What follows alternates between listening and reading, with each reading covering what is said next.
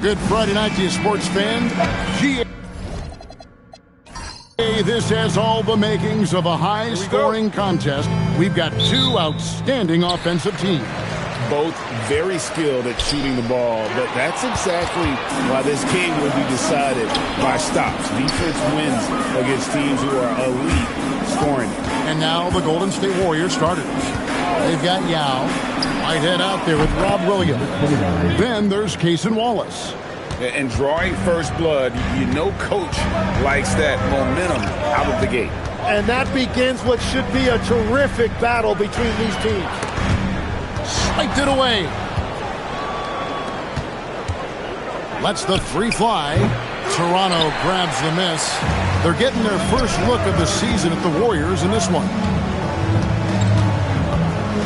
Pass to Klingon. From 7, and a little up that time, but it drops. Klingon knows how to use that size, both as a screener and a finisher. To the wing right side. Golden State moving the ball around. Clock at 6. The shot missing. The defense there got away with a major lapse. Right now, let's take a second to catch up with Allie LaForce on the sideline. I had a chance to catch up with Darko Rajakovic. We talked about his approach in guarding Jason Tatum. He said, we want to crowd Tatum right from the jump and prevent him from getting into an early rhythm, especially from deep. Because when his three-point shot is falling, it opens up the rest of his game. Back over to you guys. We appreciate it, Allie. Thank you. Now here's Wallace. Real disappointing game for him in that loss to Oklahoma City. High post shot. And it's King with the rebound. The shooting numbers just aren't there yet in the quarter. There's a good screen to the inside. Klingon with it, working on Williams. Now Meng pulls it in. Golden State's gone 1 of 2 from long range in the first quarter. Now here's Wallace, defended by Dunleavy. Good on the triple. He's got 6. And they don't want to get in a habit of giving him open looks from 3. First quarter still, but not who you want to leave open. And last season, Vince Carter became the first player ever to have his jersey retired, Tim, by the Raptors. So well deserved. And look, prime Vince Carter is exactly the kind of player Toronto is still looking for. A 3-level elite scorer. And he's good on the 3-ball. Yeah, he needed that bucket to show there isn't a lid on there. And here is Wallace for the 3. It's hauled in by the Raptors. King's got his 4th rebound in this one. He's tried to get it going, but the shots simply have not been there. Nothing seems to be falling. Now Klingon. Pass to Dunleavy. Here's Castle. Kept alive. And foul on the shot, so he'll get a chance at the line. And sometimes the best option is to foul Klingon and take your chances sending him to the line. The Raptors shooting their first free throws of this one. And they were 75% from the line a season ago.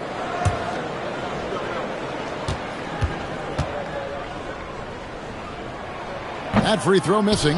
Tim, one of the most dangerous scorers in the NBA, Devin Booker. Well, he is smooth, Kevin. He makes it look easy, but developing that kind of offensive skill set is anything but.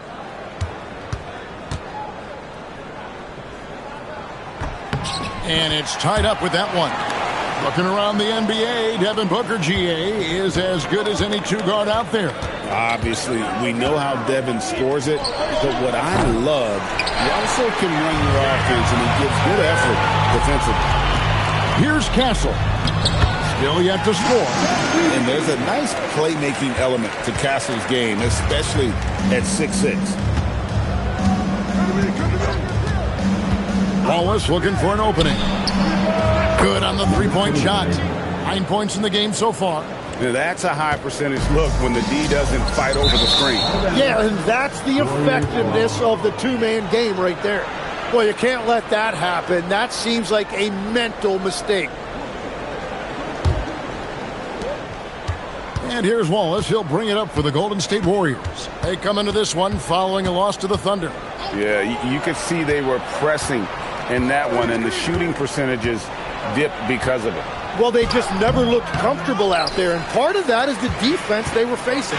Toronto with the ball. Yao Ming missing his last shot. Clinging with it. It's up a three. Cracks in the tray. He's an absolute beast to deal with for the defense. Sometimes he can even leave you feeling helpless.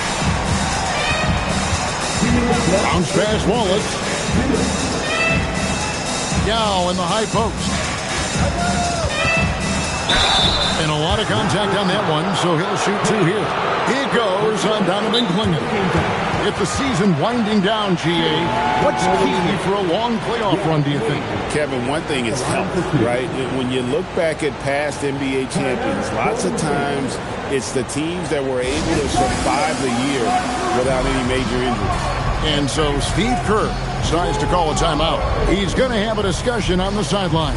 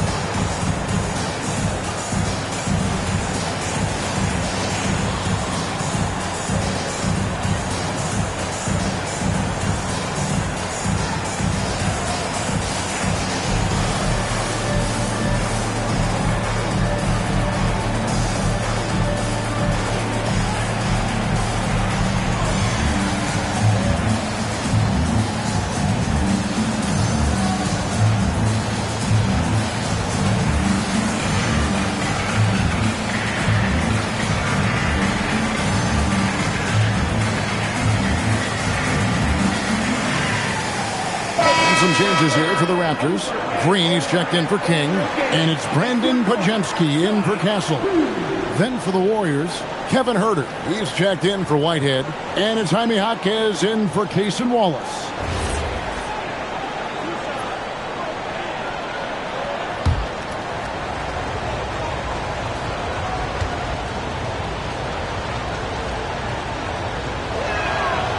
No good on that one.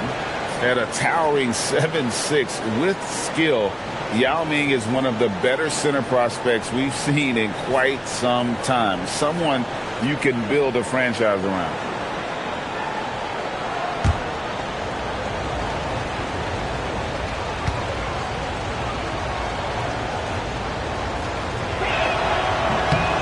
He hits the second from the line. And I don't think I need to tell you what makes Yao Ming special. With his size, the sky is literally the limit for this young man. Here's Podziemski. And the Raptors hit again from deep. And from three-point range, guys, he has hit the ground running in the first quarter. Jaquez outside. And they come right back with their own three-pointer. He's got 12. Bottom line, you need shooters on your team who can space the floor. Yeah, that's how you create that spacing, and that will open up a lot of options offensively. From deep. And another three for Golden State. Well, he has dictated the tempo this entire quarter, getting basically whatever he wants offensively. The tray. Yao Ming pulls it in. Yao's got 4 rebounds now tonight.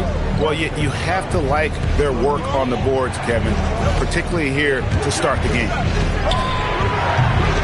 Three-pointers off the mark. Toronto trailing. Pass to Podziemski. From past the arc. And the three ball is good. We'll see if they can finally hold on to a lead. It's been back and forth all night.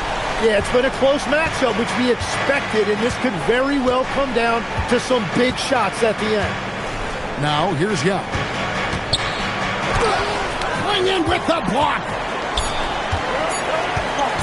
Here's Here's Podziemski. It's good from the top of the key.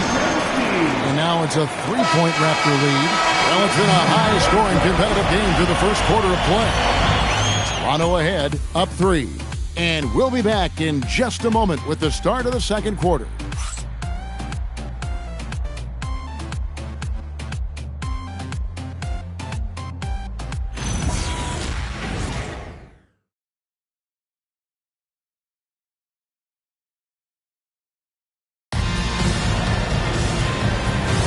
And we hope you're enjoying the game. Both teams tonight keeping things pretty even so far on the scoreboard. And from what we've seen so far from the Raptors, guys, your thoughts? Well, their effort on the defensive end has set the tone for this game. They've been active, they've been disruptive, but now the question is, can they maintain this level of intensity? Green out there with Edwards, and it's Smith. Then there's Brandon Podziemski, and it's Mozgov in at the 5 down low. That's the group for Toronto to start the second quarter. Now, here's Toppin. Good. Just a late reaction there from the defense, and he is always going to finish that one. Pass to Podziemski. Back to Smith. Here's Mozgov. Toronto working the ball around now. In the corner, Smith with it. Just 5 on the clock. And again, Toronto with the triple. Steady from beyond the arc. Smith's improvement from there could really make him a dangerous player. Pass to Benga. Now Hackett. And he can't answer back. The three-pointer offline. More good work on the glass there. When it's all said and done, I think rebounding might tell the story in this game. Total letdown by the D. Can't leave the bucket unprotected. Absolutely. And it takes an easy 2 points onto the lead. And now this offense feels like they can just do whatever they want. Here's Jaquez. Hasn't made one yet. Greg, you talked about some players passing the eye test. LaMelo is one of those guys. I mean, everything he does looks so easy with how he moves, and the numbers back up what the eye sees. He raises the level of his team whenever he's on the court. And so Steve Kerr decides to call a timeout. He's going to take this chance to talk to his guys. We need you to get down right now for your North Side Crew.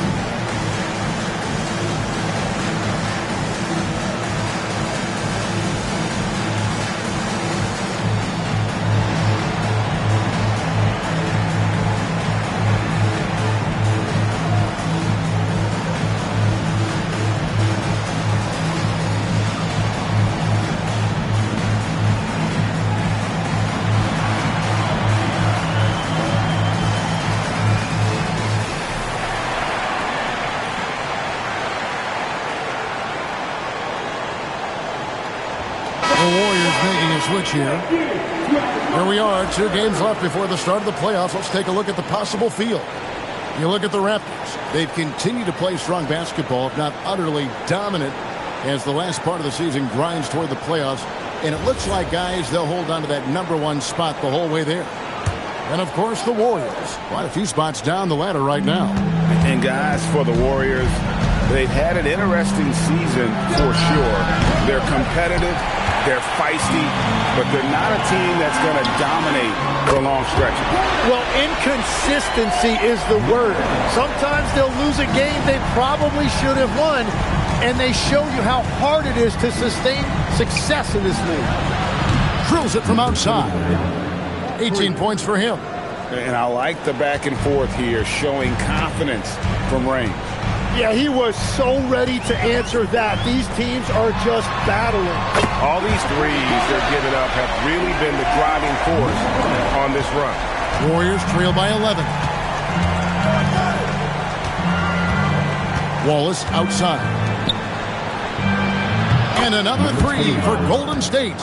And once again, the defense allowing him to get a clean look at that triple. He continues to do some big-time damage from downtown. Here's Castle. He has yet to score. Gets it to go from beyond the arc. And the Raptors lead by 11. Their third three-pointer in a row. Here's the three. And another three for Golden State. And wasn't sure he could keep up the pace he set from three-point range in that first, but boy, has he ever. They swipe it.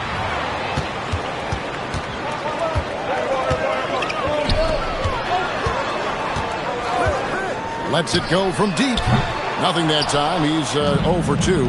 Hard to figure out how he doesn't knock that one down. No defender in sight. Now let's take a minute to talk to Allie LaForce courtside. Allie. Hey, Jason Tatum talked about his development since coming into the league, and he said earlier, I was playing the game just to play the game instead of thinking it. It's tough when you're younger. You just want everything to happen so fast, but it doesn't work like that. Kevin? He has come a long way. Okay, thank you, Allie. And timeout called by Darko Rajakovic.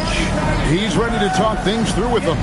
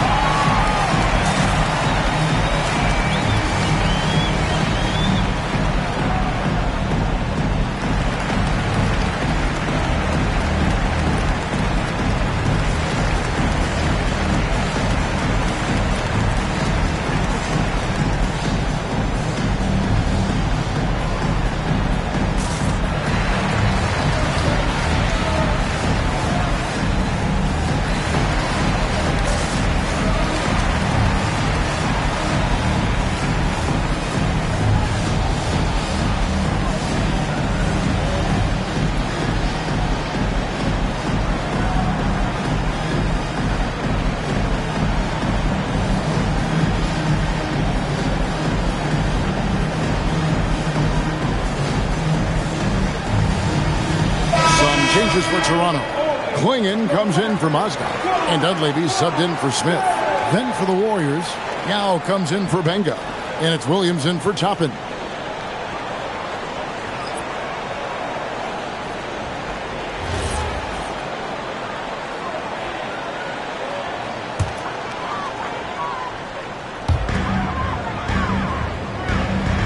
Here's King. Nothing on the board. Hey, Tim, if you could start a franchise with one player not named Benyama, who would you select? I think I'd go with Shai Gilgeous-Alexander right now. When you look at his age, combined with the fact that I believe he is the single toughest individual cover in the NBA, he can just collapse defenses at will. That is so well said. Would you pick a position or the player? How would you discern between those two thoughts? I think the key for me is I want to take a guy who's going to make the decisions for me with the basketball in his hands. When you have a ball-dominant league with stars controlling the action, I want that one guy who I know I can pencil in high-level production every night. And hard work on the glass. Once again, guys, they put a lot of effort and focus on the backboard. Williams, a screen on Castle. Wallace misses. And they had some botched coverage that turned into no cover. Castle on the wing. There's 1:40 left in the first half. Warriors trail by 9. Pass to Wallace. Williams has a screen for Wallace. And a miss there on the triple. And close to making the defense pay for the lax coverage that time. As the 25th pick back in the 21 draft, Tim, what's enabled Quentin Grimes to really break through here recently? It's pretty simple, Kevin. It's opportunity. He finally got that chance to be able to be free offensively to show what his ceiling is, a much larger role offensively. Kind of reminds you of Jamal Murray a little bit, particularly now that he's got the green light. So he's had the body, had the skills. It was just, as you're saying, the opportunity there to really capitalize. Absolutely unencumbered on that end of the floor. It's amazing how guys can break through.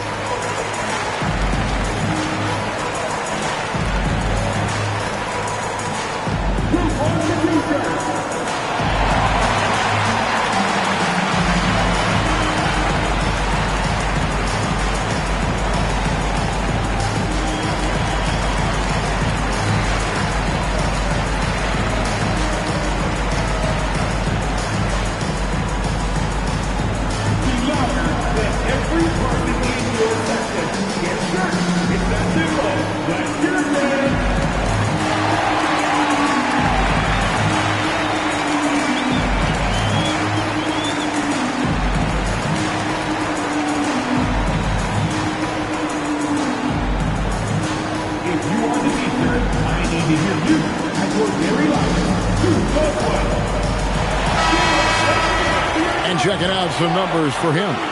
And the biggest takeaway when you look at his numbers is how good his three-point shooting has been the past 5 games. He's finding the open spots on the perimeter, and when he's getting good looks, boy, he is not missing. Warriors trail by 12. Wallace outside. And Stephon Castle is going to pick up the foul. That is his first foul of the game.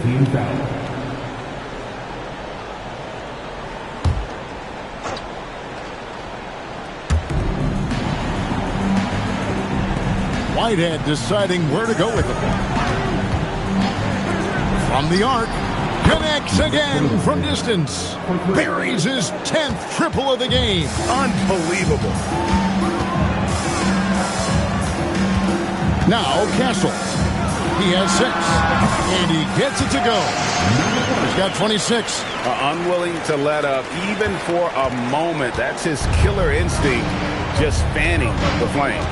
Yeah, he can taste a win right now. He's just trying to close it out. Now here's Wallace. No scoring in this one. For 3. And Klingon pulls it down. The edge on the glass is the difference. It's allowed them to build this lead.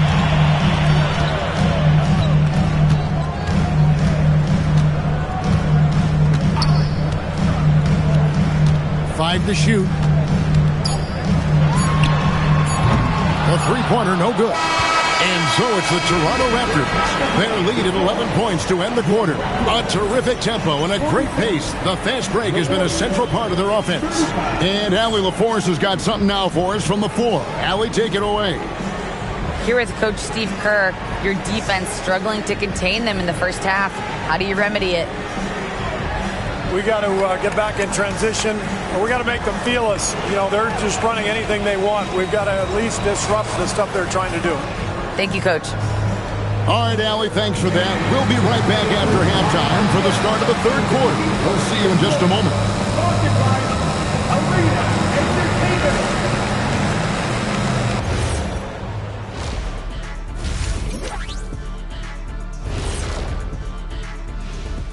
Welcome, everybody, to halftime. NBA action abounds. Let's see what games are tipping off later. And we're going to take a moment to talk about something. I've been seeing Shaq's face everywhere lately. Kenny, do you think it's fair to say Shaq is the king of sponsorships? Interesting question, Ernest.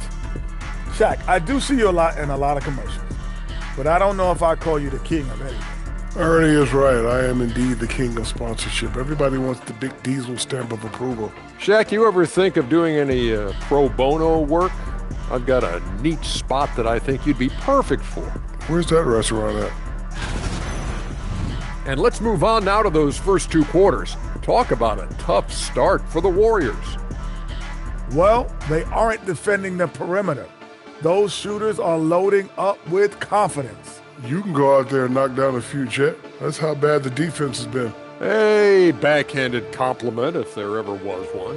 He's a great shooter, Ernie. Thank you for being with us. Now let's send it to Kevin Harlan for the second half tip.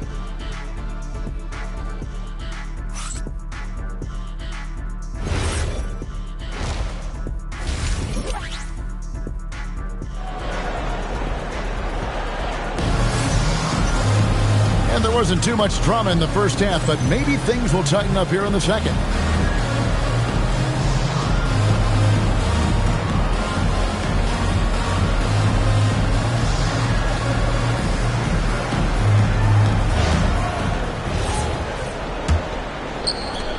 Warriors trail by 11. And on the floor for Steve Kerr as we get into the second half. We've got Whitehead. Bob Williams is out there with Yao. Then there's Cason Wallace. Pass to Castle. Out left to the wing. Shoots. Releases from the wing and drills it. And the Raptors lead by 13. And obviously his momentum from the last game has carried over here tonight. When someone is rolling like this, just keep feeding him. That's just great coaching. And all you got to do is look at the rebounding margin as to why they hold the lead. Well, it's simple math. You've got to limit teams to one shot when you're defensive end and then give yourself extra possessions when you have the ball. And that is killer instinct, just continuing to pile it on. Fires from deep. It's good from long range. 33 points for him. Well, his production is not in question now if he could just get his teammates involved. And again, Toronto with the triple. Well, that's helping your team. By and large, he's taking shots he knows he can make. Williams sets a screen for Wallace. Takes a three. And again for three. He's really sniping them from outside. Locked in, feeling confident in that three-point shot.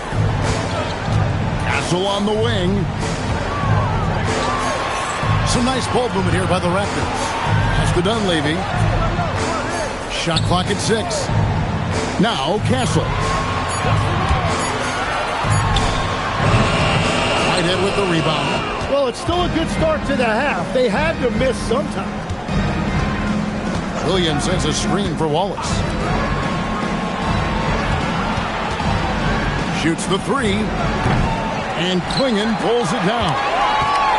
Klingon's got 8 rebounds in this game.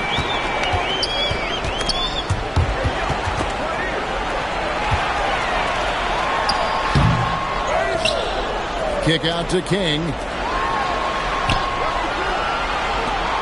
Castle with it. He has 6. Second shot opportunity. Can't capitalize inside. Hey, Greg, kind of a combo forward. Tatum at 6'8", more than capable of playing up at the power forward position. And that's where he's mostly played the last few seasons. And his rebounding is more than just serviceable. Credit him for the strength he's added over his career. Let's check in now with our Allie LaForce, who's got a story for us. Allie? Well, Raptors coach Darko Rajakovic explained what he's looking for on the offensive end.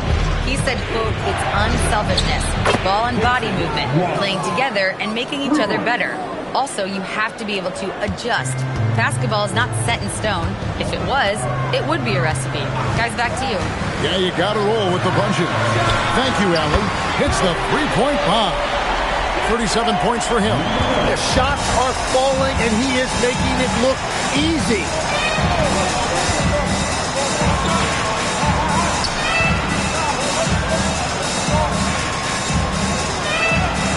Three-pointer. Up again. It's good on the putback. Yao's got 5 points so far. His size is unreal, playing with the easy board and bucket. And timeout called by Darko Rajakovic. Coach is going to talk some things over with the team. Might be seeing something to adjust.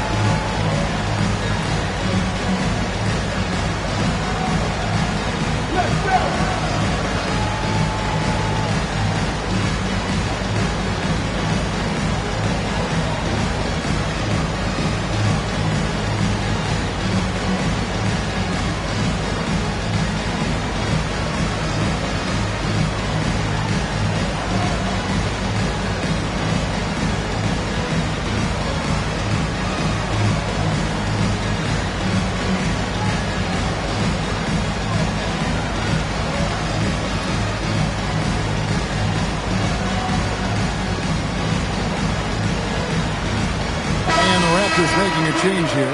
Smith has checked in. And Golden State also making a change. Herter's checked in.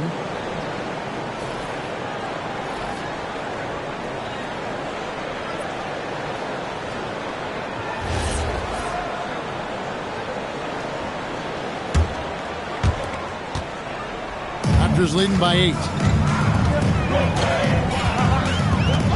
Here's Castle. He's got 6. Smith, no luck. Yeah, he's got to be mad at himself for missing that one, especially considering the defense didn't really affect him. Here's Wallace. Off target from three-point range. Another rebound hauled in. They're hitting the glass with a lot of passion. Smith outside. Pass to Klingon. 6 to shoot. The Raptors need to get a shot at it. Castle finds Dunleavy. And again, Toronto no luck. And here's Wallace. He'll bring it up for the Golden State Warriors. Trailing here by 8. Herter passes to Wallace. They get the rebound. Yao. And that one, good. Yao's got his 3rd bucket of the night. And there's the rookie Yao Ming, a force on the glass for years to come. Castle with the bounce pass. Smith, no good. And guys, you've heard of overpassing. Well, that shot was an example of underpassing. Well, that's just a wasted opportunity. Now here's Herter. Still without a basket. And Klingon pulls it down. Klingon's got rebound number 10 tonight with that last one. There's the screen. Back to Castle. Shoots. That's good on the jump shot. Castle's got 8. That's a confident shot right there by the rookie. Castle wants to keep improving that part of his game. They didn't have much of a problem getting the ball into the post that time. Now here is Smith. Fires the 3, and he's good on the 3-ball. You can't just stop when there's a pick set up. Gotta fight over it as a defender. Well, you just have to communicate those switches. If you don't, it's on you. And some stats here, guys. The scoring breakdown for the Raptors. Guys, the D hasn't had an answer for the three-point shooting, which is why they continue to just fire away from deep. And I've also been very impressed with their ball movement. It has led to better shots. The offense overall has had a great rhythm. The free throw drops for Smith. Tim, what a ride it's been for sharpshooter Duncan Robinson. Well, there is no doubt about it, Kevin. He's the only player ever to take part in both a men's Division III and the Division I championship game. Then, after going undrafted, he goes on to start in the NBA Finals. He has really come a long way. Golden State needs to get off a shot. Herter, no good. Just a solid performance on the interior. The rebounding has been off the chart. Shot and game clock separated by 5. Raptors moving the ball around.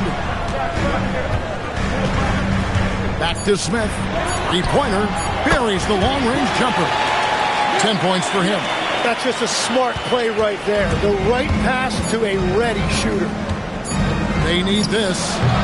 And that would have counted, but his shot was off the mark this time. And so it's Toronto looking at a 13-point lead heading into the next quarter. What a night they've had in terms of their shooting. Everything dropping in for them. Right back after this break.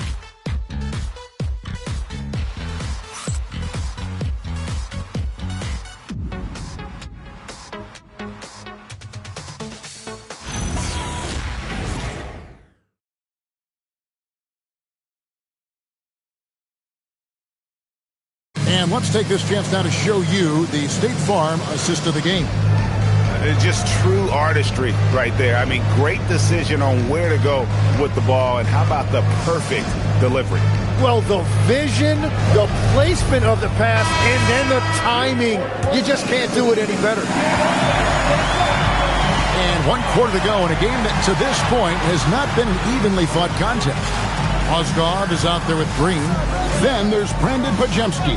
And it's Smith. So that's the 5 in the game for Toronto. It's good.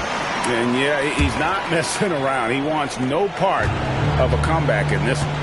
Well, when you have the lead, ball security is everything. Just focus on each trip up the floor. And that was a little bit of a range check for him. Yeah, I mean, he's a very good shooter, but from that distance, his percentages go down. The quick look, no good that time. Wow, what a rough second half for him shooting the basketball. Maybe you adopt a pass-first mentality at this point. Mozgov kicks to Smith. Misses the three. Not quite enough defense that time around. Just lucky he was off. To the paint. Here's Toppin. And Toppin throws it down. And no doubt they'd love to see him get a lot more of those opportunities. And that deficit will go away quickly if he does great. Now here's Mozgov. No good with the triple. He's defended by Pajemski. Shot from the top of the key. He gets that one. And he's got 41. There is no doubt he's been the dealer for them on offense, but he is going to need some support from his teammates. Pass to Green. Tim, and maybe I'm asking the wrong guy this, but are teams relying too much on the three-point shot? Well, I do think there are nights I feel it becomes a little redundant, but the skill level of these players, Kevin, has led us here. More guys are capable of making that deep shot, so I don't see it going away anytime soon. And the skill required to do it, no one knows that more than you. The skill required is just something else. Consistency is what teams are looking for. You know, I love the resilience. After struggling in the first half, he has turned it on.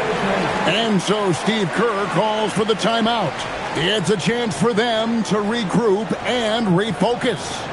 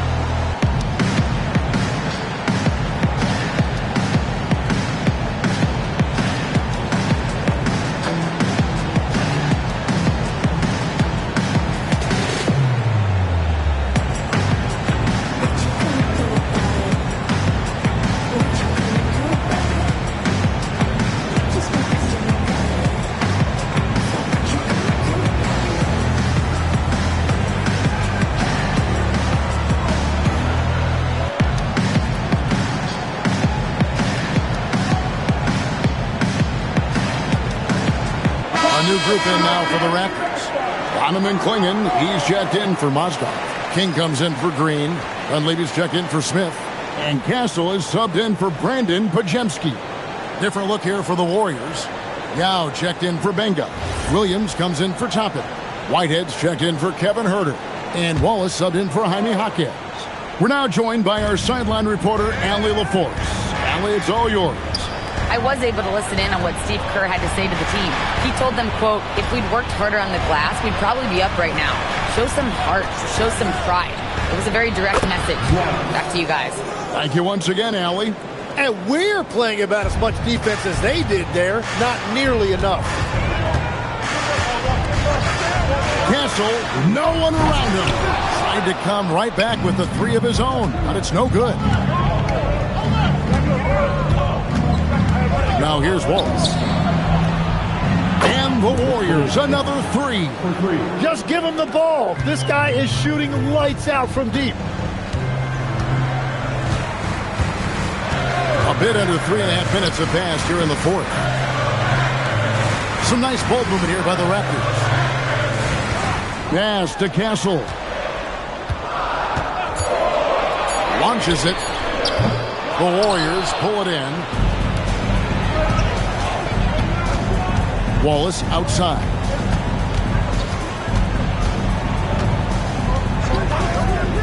Here's Yao. Klingon covering. And yes, it's good. The ball movement on this run has been fantastic and is a big part of why they've been able to get these good looks. And Darko Rajakovic calls timeout. He's clearly intent on wanting to lock in and make sure everyone's on the same page. Here's Castle. And there's the dunk. And the game of basketball is one of runs, and right now this one's definitely not over.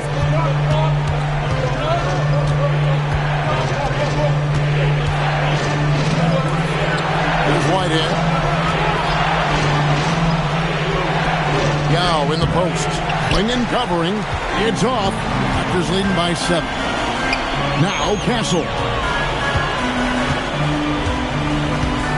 Swinging the screen for Castle. And he hits the jumper. Pushing the action, getting others involved. He does it time and time again. That is just beautiful ball movement. Unselfish basketball. A three-pointer. Good. Another bomb for him right now. His three-point shooting might be the key to cutting that lead. Now he has quickly piled up the points by stringing those threes together. And you know what? He had to clear some space for himself to get that rebound. Not an easy one there among the big boys. Now against Castle. Yep, that goes down. Oh, that's a big shot from the young center. Ming showing he can be counted on in the biggest moments. Ball is covered. And the layup is off. Warriors trail by 4. 1:21 left to play in the final quarter. Count it! Whoa, he really got his defender on his heels on that one. What a fantastic play, guys. Ball is covered. Fires the 3. Not that time. It won't go. It's really a tale of 2 quarters. Shot it so well in the last, but this one can't get anything to fall. Oh, the floater is good. That is world class. What a huge shot at this point in the game. And the timeout called by Darko Rajakovic. The magnitude at this juncture in the game clearly warranting a timeout.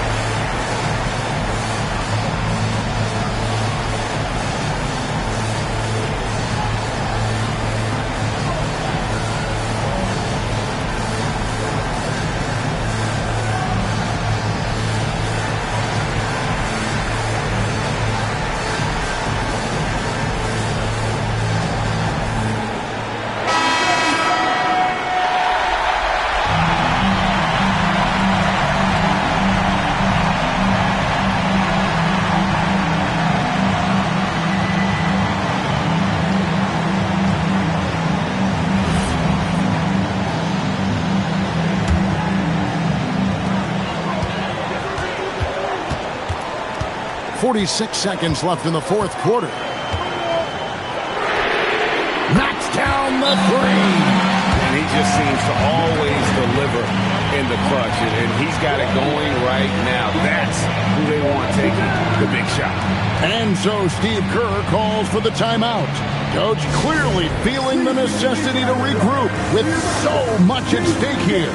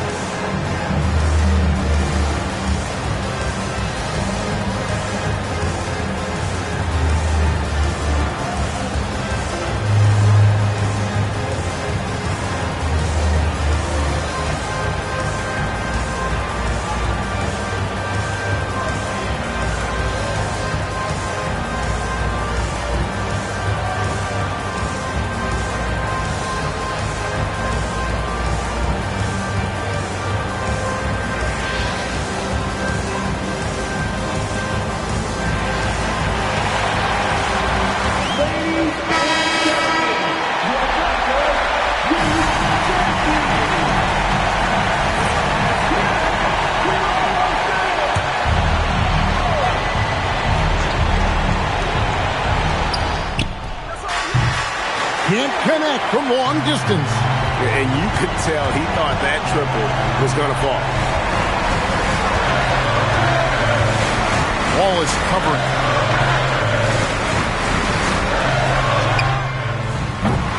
Missed on the three. A three and nothing but a three will do here. Yeah, to tie it up, absolutely. Let's see what they run here.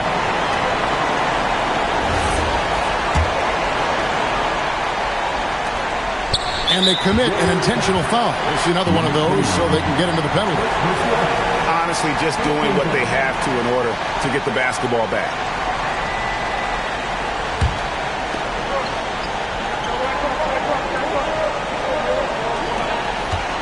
And now we've got the intentional foul. Number 29. Second personal foul. Second team foul. At the line for two.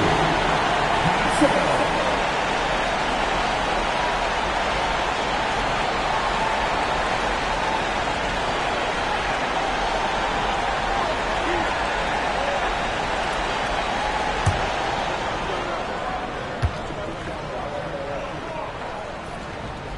First free throw is good, and that gives them a 4-point cushion. Pressure moment for Castle.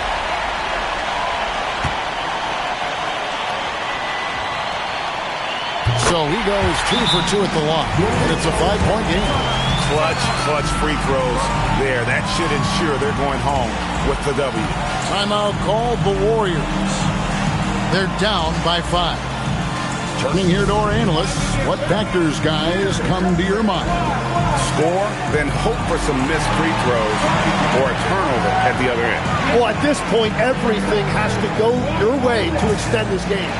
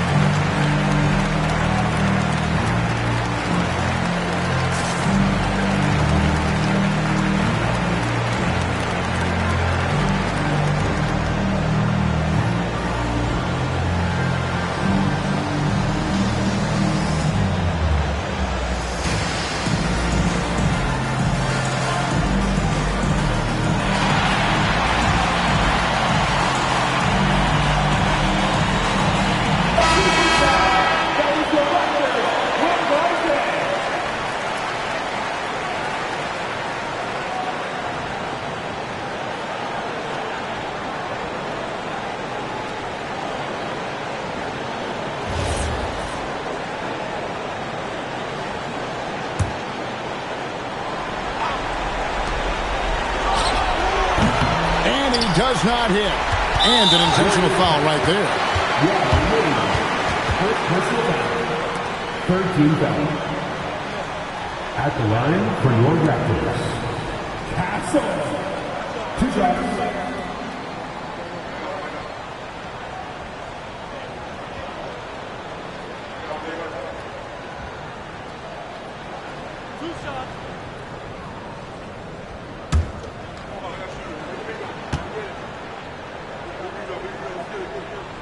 And that hurts as he doesn't get the first one to fall. Trying to focus now on the second.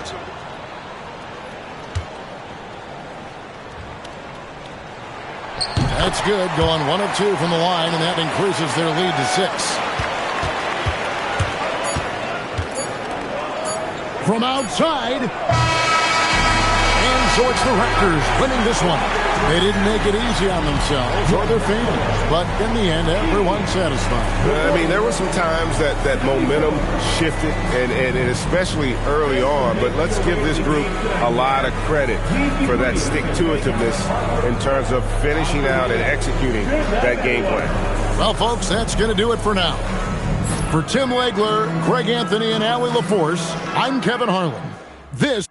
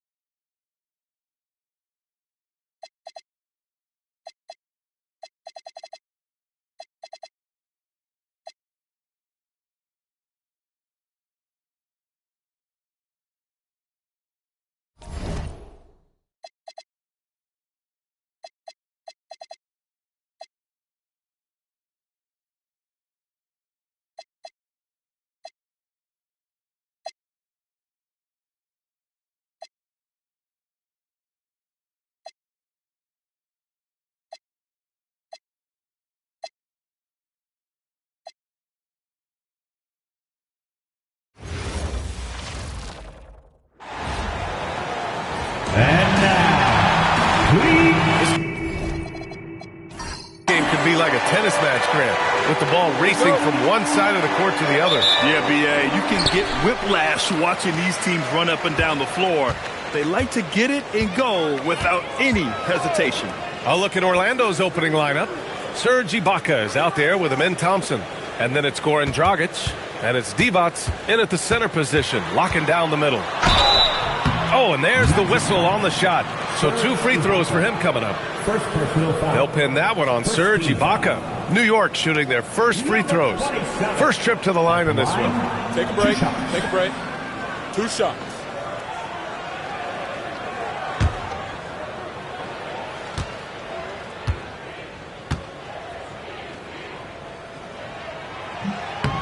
The first one falls.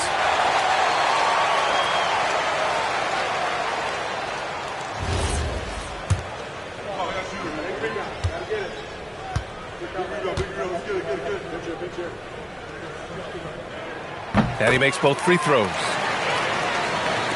Orlando with the ball. Dragic outside. Screen by Ibaka. And the ball out of play. The Knicks will have it.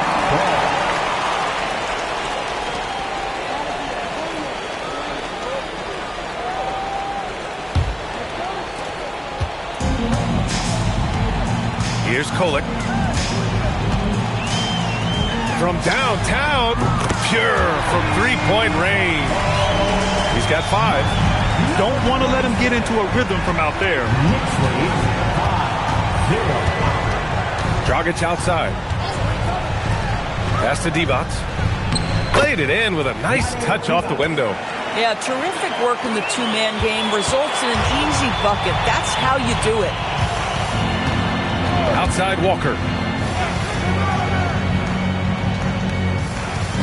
Unloads. Perfect night so far. 2 for 2. First minute and a half of basketball played here in this one. Screen by Ibaka. Off target with the 3. And this is exactly who you want taking that shot. He just missed it. Destined to be a basketball player, Jacoby Walter was named to be in the league. B.A., how about this? His first name is a combination of Jordan for Michael Jordan and Kobe for the great Kobe Bryant. His parents couldn't decide, so why not combine them? I love that. That one is off. The Knicks have gone 3 of 3 so far from the floor. New York working the ball around now. Back to Walker. Here's Kolek. 5 to shoot. New York needs to get off a shot here. Off target. That would have pushed the lead to double digits. The Magic have gone 1 for 3 so far. Vassell outside. Pass to Kolek. Back to Walker. On the wing, Vassell.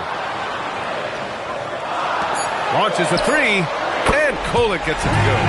I just love the ball movement. Magic trail by 10. And so now a timeout called by Jamal Mosley. He's going to talk it over with his guys. They come into this one having outplayed the Mavericks last time out. Yeah, they connected from outside all game. And the defense had absolutely no answer for it. It's always a good thing when the defense is scrambling. Whenever there was open space on the perimeter, their shooters were able to locate it.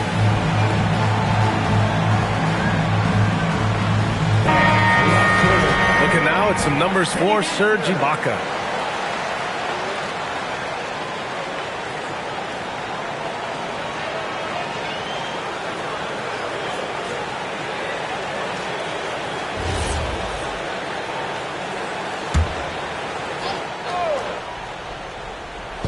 And in the first quarter, about 3 minutes played. He's guarded by Vassell. Thompson scanning the floor. Shot clock at 6. Can they get it? The rebound by Edey. Boy, they're slow to get it going here tonight. Just 1 for 4 to start. Just under 3.5 minutes elapsed here in the first quarter. Lets the three fly. It's rebounded by Divac. And so Thompson will bring it up for Orlando. Trailing by 10. On the wing, Thompson. Ibaka with a screen on Vassell. Pass to Ibaka. And again for three. And that triple means he now has the third most career three-pointers in league history. He's used that shot as a weapon since the first day he entered the league. Edey with a screen on Ibaka. A deep three. And here's Vassell. Outside Walker. There's the triple. No good. 3 for 7 shooting so far. Magic trail by 7. Thompson with it. He's scoreless. Dragic outside. They set the pick. And the layup is good off the glass. New York leading by 5.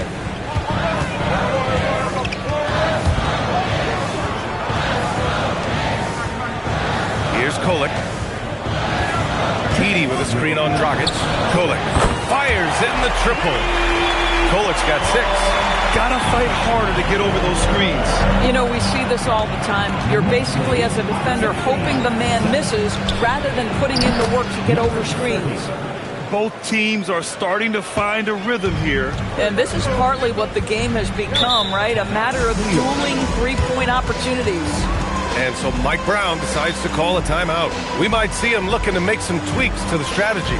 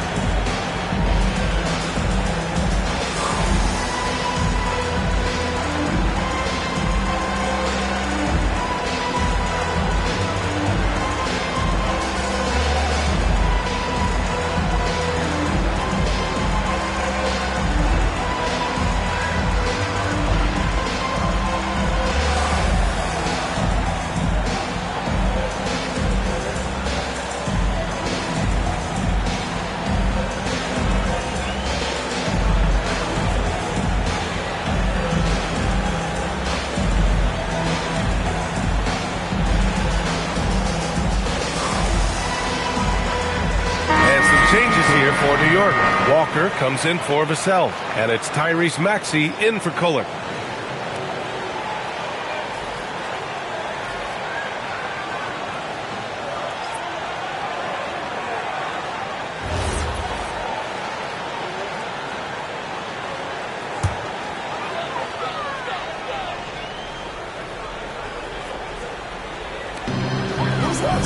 Pass to Edey. Here's Walker. Let's go with a 3. Nope, that doesn't drop. He's now 3 for 8 in the contest.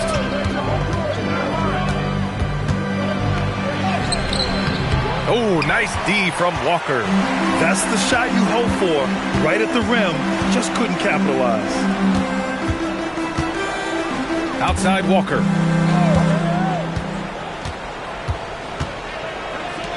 Shoots. With nobody on him, he buries that jumper. He's got 11. If it ain't broke, don't fix it. They should continue to ride the hot hand. They set a pick. To the inside. Divac can't get it to go. There's 39 seconds left to play in the first quarter. Pass to Maxey. Outside Walker. Back to Maxey. Good, and it's Walker who picks up the assist. His playmaking is something to watch. Threading that pass right in there. Clarkson against Maxey. It's stolen by Maxey. Fast break, New York. Walker for 3. And it's Orlando with a rebound. And here's Clarkson. 4-3. And no good. Trying to get that one to fall. And so it's New York with a 9-point cushion at the end of the quarter. Great shot selection right now. Keeping the game simple and getting high percentage looks. We're coming right back. Don't go anywhere.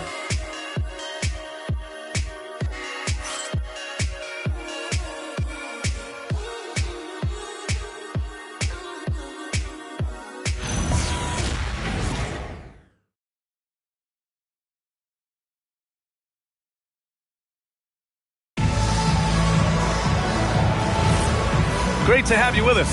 Second quarter of basketball. This game has not exactly been neck and neck, but plenty of time left in this one. And a look now at how the offensive approach has been going here so far for the Knicks. Well, we're in the era of the three-point basket. So if you want to win games in this league, you have to connect from deep, and they have been thus far.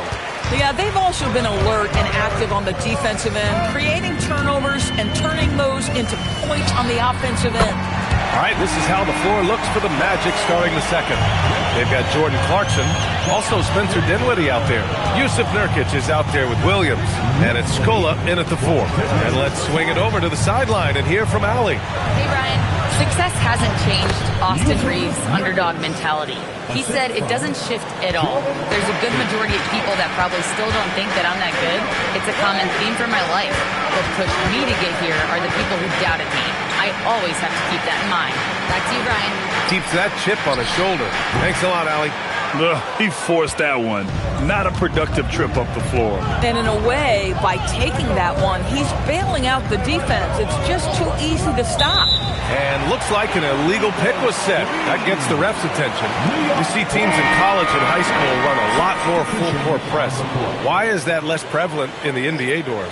Well, it's been less prevalent, BA, but all of a sudden teams are starting to push up in full court, understanding that if you can take 4 to 5 seconds off a shot clock, with the shortest shot clock we have in the game, then that puts so much more pressure on the offense to execute. Now here's Clarkson, still without a bucket. Defended by Jones.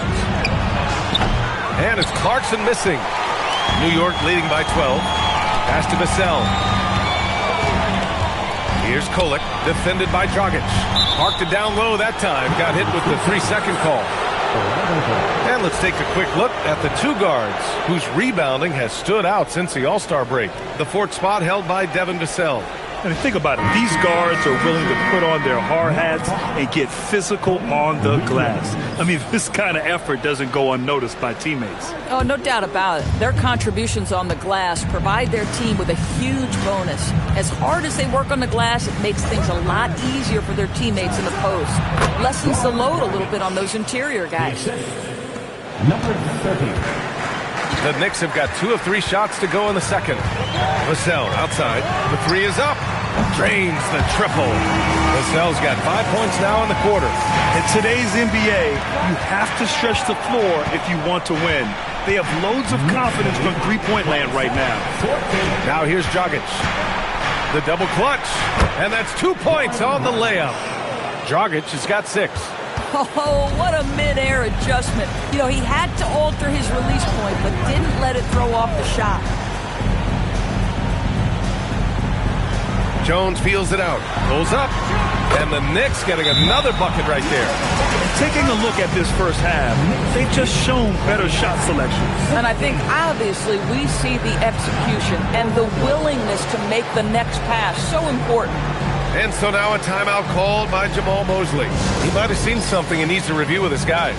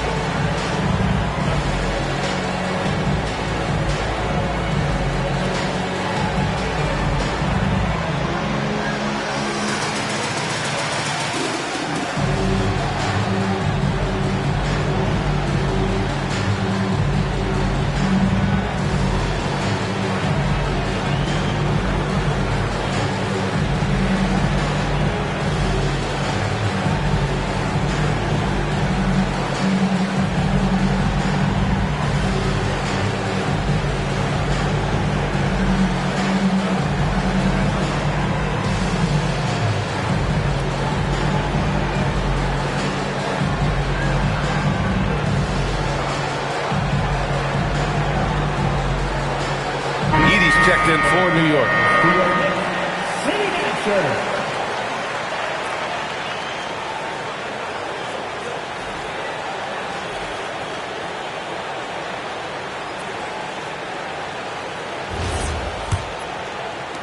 Magic trail by 13. And here in the second quarter, about 3 minutes played. Sinks it from distance. He has 6. And their offense seems to be coming around. Now they're shooting upwards of 50% from the field. Outside Jones. For 3. And the Knicks, another 3. They're shooting nearly 50% from beyond the arc, and their confidence is growing. Now Dragic. 6 points for him. Orlando moving the ball around. They set the screen.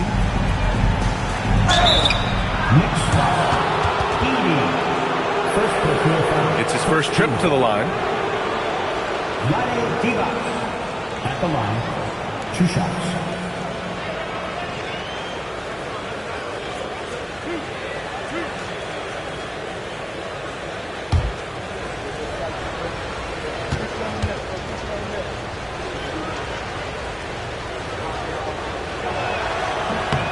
And the first one at the line is good. And the Knicks making a change here. Walker's checked in. And a change for the Magic. Thompson's checked in.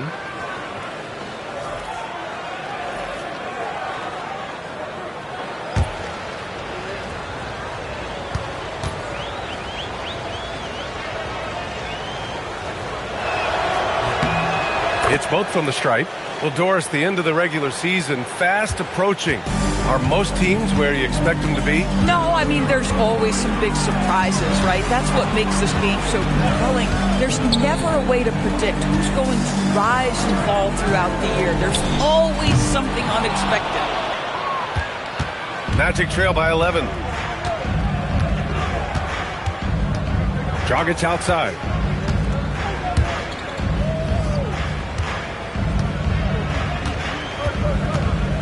He's guarded by Vassell. Back to Dragic. Just 3 to shoot.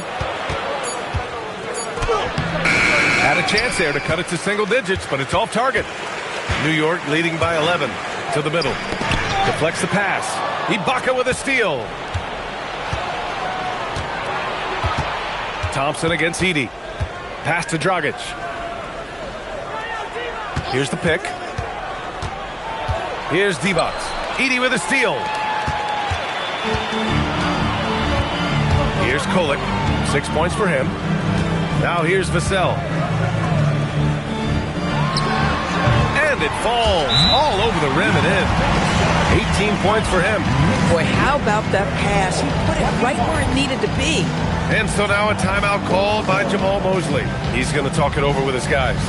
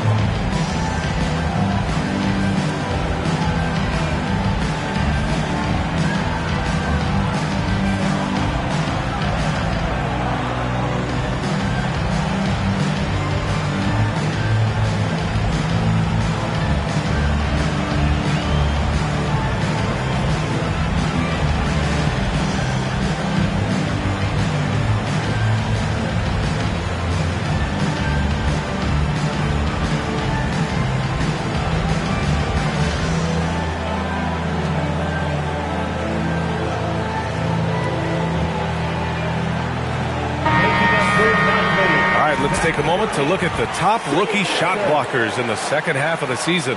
Third is Serge Ibaka, and of course Zach Edey. The fearlessness they've shown on defense has been outstanding. They aren't afraid of being physical and going after blocks. Magic trail by 13. 2 minutes remaining in the first half. 2 minutes. Dragic outside. And that one goes in as he's fouled. It'll be 3 points if he converts the free throw. The motor of Kobe White. Grant seems to be ready to run the entire game and then some. Oh, totally, B.A. For someone who is quick and can jump and has a strong handle, he's got plenty of stamina. And as a guard, you trust Kobe will make those effort plays. And that one misses. And you look at the different kinds of leadership, whether vocal or by example. Which do you prefer, Doris? Well, I'm a greedy type of person, B.A., so I want both. Obviously, a veteran who's been there and done that is going to hold weight with what he says. But your best players have got to also lead by example. Give me both types, B.A. Gets it down to single digits. He's got 9. 2 trays now in the second quarter after he hit one in the first. And so Mike Brown decides to call a timeout. Coach probably just checking to make sure everybody's on the same page here.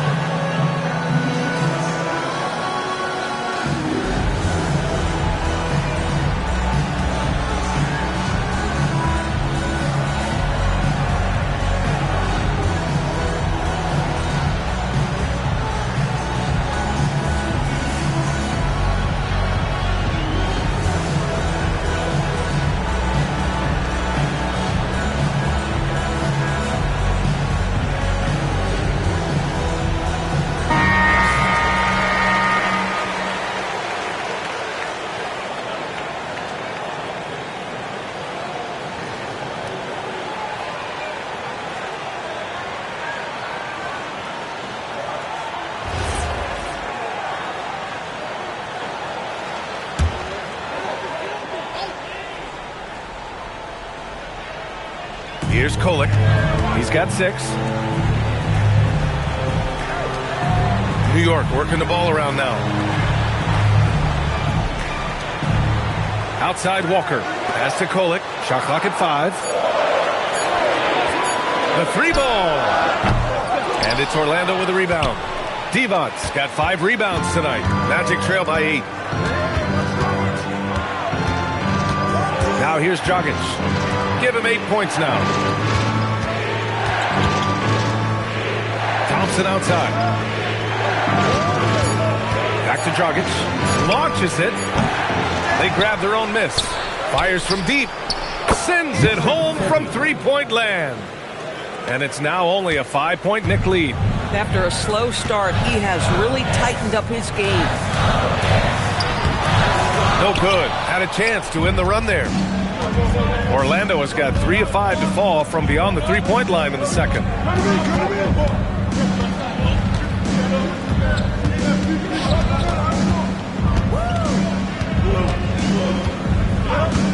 The 3. Unable to get that one. And the first half comes to an end. We've got a close game going here. Knicks out in front, up 5. We've got more in store for you right after this.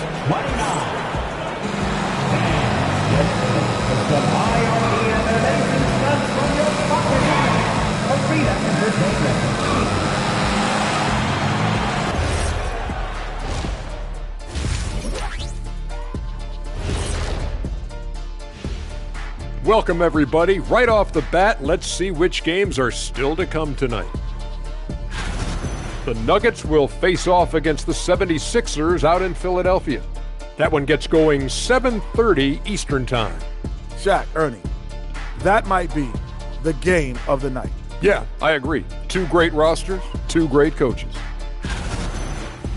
And now let's check out the game at hand. It was a solid first half effort for the New York Knicks. They've been playing very unselfish. I'm telling you, these guys are feeding off the ball movement. And as a basketball fan, it's wonderful to watch, Shaq. Yeah, no Tyler ball from them. That's why they're getting the good looks. Get it, Tyler Hero? Tyler ball, hero ball. I knew you would understand, Ernie.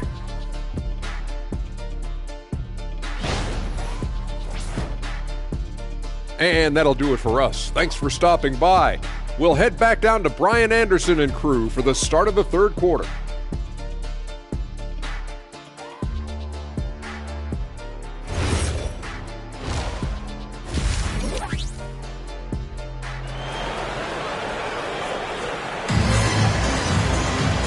And in that first half, we saw a pretty tight battle.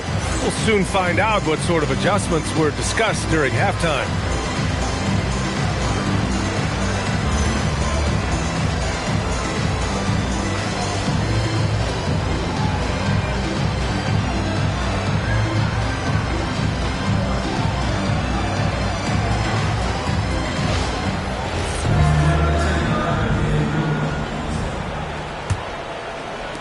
Magic trail by 5. We've got Edey, Devin Vassell out there with Walker, and it's Kolek in at the point guard. That's the group starting the second half for Mike Brown. Drills it from deep. 15 points in the game. And for so many teams in the NBA, establishing the three-point shot is goal number one on offense. He's definitely doing his part tonight. No doubt it's a growing trend, Greg, and he is highly accurate tonight. Tried to come right back with a three of his own, but it's no good. Dragic left side. For the tie. Vassell with the rebound. You'd like to see more effective ball movement there. Well, there's no doubt there were better options on the floor, but it certainly seemed like he had his mind made up. From outside the arc, and count it. 8 of 14 now. He's rolling. This is the value of having those stretch bigs. Very hard to contest that jumper. And so now a timeout called by Jamal Mosley. And we might see some changes. Coach potentially looking to adjust.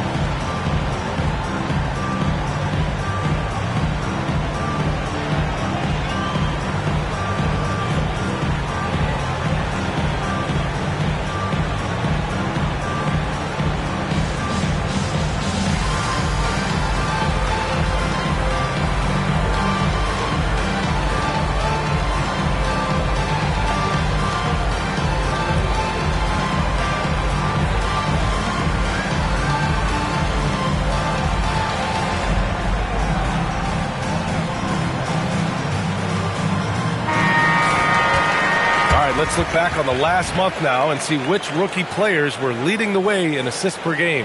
Second is Goran Dragic.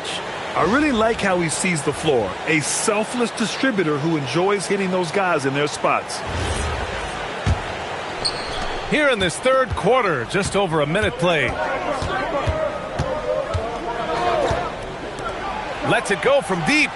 And once again, off the mark by Orlando. New York leading by 5. To the inside, on the wing, Vassell.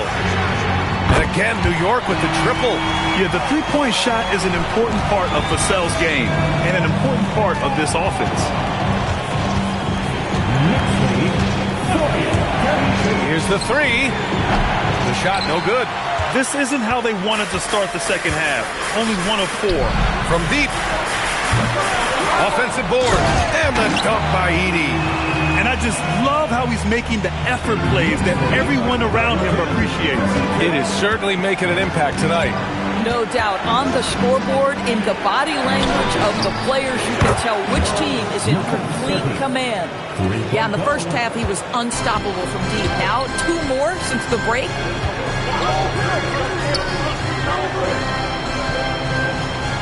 Pass to Walker.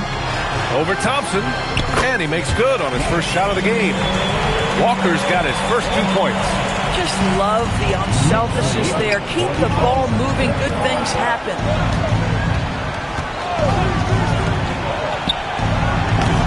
Misses the 3. New York leading by 9. Here's Kolek.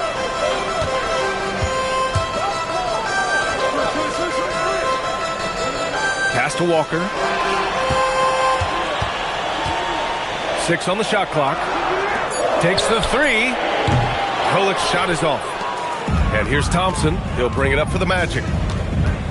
Now Dragic. Walker covering. Ibaka the pass to Dragic. There's a screen. Down low. Here's Divac. Shot is good. Dragic making the play. Dragic has got his 4th assist in this one. A little under 3.5 minutes off the clock now in the third quarter. Here's Kolek. He has 6. No good on the 3. Boy, if he ever finds his footing, they'll be in even better shape. Right now, his teammates carrying him. Back to Dragic. Intercepted. Drives to the hoop. And Kolek gets it to go. Kolek's got his 3rd basket on the night right there. Magic trail by 9. 46-37. Dragic outside. To the left wing. And here's Thompson for 3. And it's New York with a rebound. 13 points was their biggest lead of the game. And after this game wraps up, they're off to Indiana, where they'll face the Pacers. That'll be the first leg of just a 2-game trip for them. Back to Vassell. Pass to Kolek. Jacks up a 3. That one no good. After hitting a couple of threes in the first half, he hasn't had much going from distance. Well, Grant, if you had to say, is there anything you think is underrated about Embiid? You know, B.A., I think it's his intelligence. Joel's a heady player. Sometimes big men don't get enough credit for their smarts on the court. Embiid knows the game. New York making a switch here. Jones is checked in. And the Magic making a change here as well. Clarkson's checked in. Dragic passes to Clarkson. Here's Divac. Just 5 on the clock. Orlando needs to get off a shot here. Orlando again missing. New York leading by 9. We've got 1:55 left in the third quarter. Here's Jones. No good on the shot. Nice D from Thompson. The Magic have gone cold here in this third quarter. Just 3 of 9. Inside. Good setup. Led him to the rack perfectly for the layup. Divac's gotten 4 this quarter. For New York, they've gone 5 of 11 in this third quarter. And just shredding apart the defense with his passing. He's helping to pace this offense so well. And I think they count on him for that. He is a tone setter, extremely unselfish. Oh, what tremendous focus to absorb the contact and find a way there to finish. All right, well, a look at how the points have been generated so far. A scoring breakdown for New York. Well, you love their unselfish play. Keeping that ball moving. Good shot to great. That's winning basketball. Boy, the long ball has been another point of emphasis for this group tonight. Their shooters are finding open spaces and firing without hesitation. Ibaka, no good on the free throw. Well, Grant, you look at James Harden's capacity to generate offense. He is still at an elite level. Yeah, a virtuoso with the rock. Even as he slows down, his ability to change pace keeps defenders off balance and creates for himself and others. It's just a thing to marvel at. Knicks leading by 7. There's 48 seconds left in the third. Here's Ware. Oh, and a beautiful feed leads to a monster jam.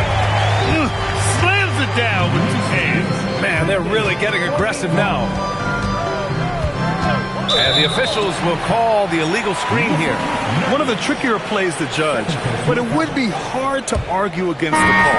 It is really difficult to get your feet completely set, to stay completely still. It's almost surprising to me that it isn't called more often.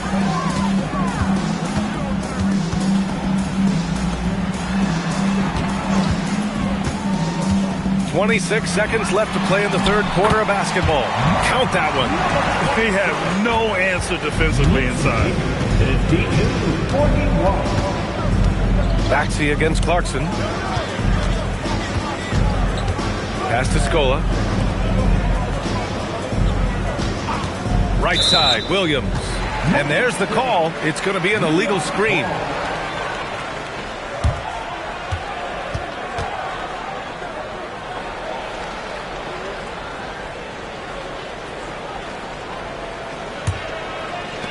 There's 6 seconds left in the third. Gets it off. Oh, and he hits it at the buzzer. That is a huge three-pointer. Extends the lead at the last possible second. That'll give him a big boost going into the fourth. And as we end the third quarter, a double-digit deficit will make it tough to come back. Knicks out in front. They lead by 14. And time to step away quickly, but we'll be back in no time with the start of the fourth quarter. And there have been two very different performances from these teams today as we get going in quarter number 4. Fourth quarter on the court for the Magic. They've got Williams. Yusuf Nurkic is out there with Jordan Clarkson. And it's Scola in at power forward. And the ball goes out of bounds. Last touch by Nurkic.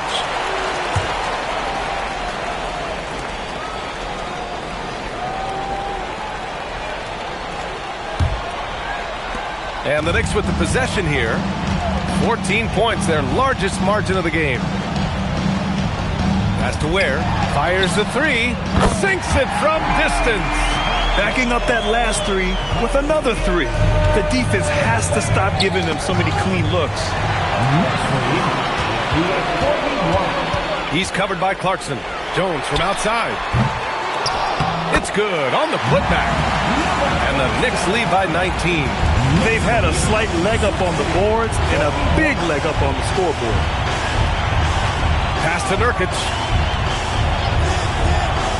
Clarkson outside. No good from outside. New York has gone 1 for 3 in the fourth quarter from range. And there's a pick. Jones from outside. Gets the three ball to go. Jones has got himself on the board with a three there. This defense is getting spaced out. 3 of the last 5 buckets have come from way beyond the arc. Back to Clarkson. Williams against Jones. Down to 5 on the shot clock. To halt the run. Williams misses. And so it's Maxey with it. He brings it up for the New York Knicks.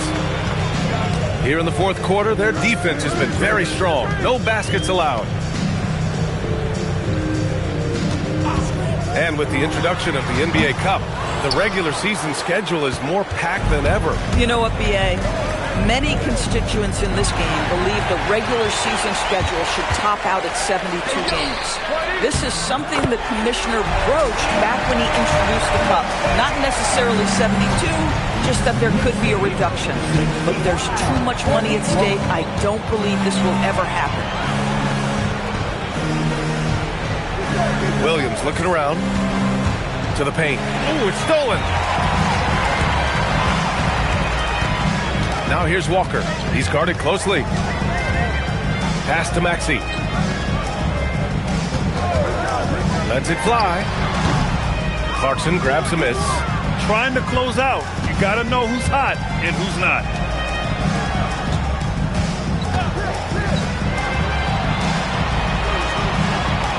Outside, Williams. Down low. Here's Scola, and here's Clarkson. Maxey covering the three. And once again, off the mark by Orlando. Walker passes to Jones. And it's all from three-point range. For Orlando, they've gone 0 for 3 in this fourth. Not good. To the inside. Nurkic with the ball. Guarded now by Maxey. Williams passes to Nurkic. Orlando moving the ball around. Stop the drought. Williams misses. It's obvious they're becoming frustrated. Nothing seems to be going their way. It's just been one of those games, and they need to find a way to turn it around before it gets completely away from them. Inside. Got a piece of it. Here's Nurkic. The rebound by Ware. Ware's got 6 rebounds here tonight. And founded back in 2020, the National Basketball Social Justice Coalition still pushing for voting rights and eliminating bias in the justice system. A lot yet to be done, Graham. Yes, indeed, B.A. And give them a follow. I mean, it's so much important work, and it takes all of us to really create the change we all hope to see.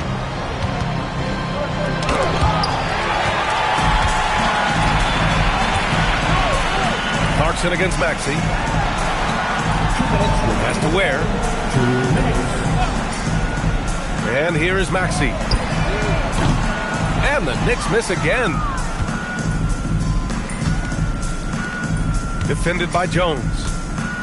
Back to Clarkson. Here's Scola. Nurkic with the ball. Fires the 3. Walker pulls down the board. A minute 29 left to play in the fourth quarter of this one. Back to Maxey. Has to Ware. And Nurkic with the block. And what a complete performance we saw from them. A dominant win in every way for the Knicks. And it was a big-time performance across the board. They looked like they were having fun out there, Grant. Yeah, B.A., it was almost like watching a cat play with a mouse. I mean, they did pretty much anything they wanted to do out there today. And they earned win number 9. Each win so important in this league. 2 shots. And that one falls to Clarkson. And you think about the Defensive Player of the Year award. It tends to go to big men.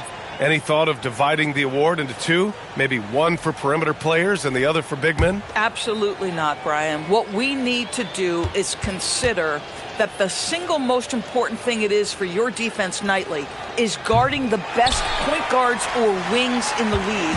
And the voters have got to understand it can't only be about big men. Pass to Jones. Now here's Ware. And here is Maxey. Hits the trifecta. Their home crowd has energized them all game. Now they're closing it out. Well, for all intents and purposes, this game is over. Just a matter of time here. Beyond the arc. Counted from distance. Both teams are starting to find a rhythm here. And this is partly what the game has become, right? A matter of dueling three-point opportunities. And there's the screen. Pass to De Silva. Ware in the post. First personal foul. First team foul. Ware. At the line, 2 shots. 2 shots. Relax on the first.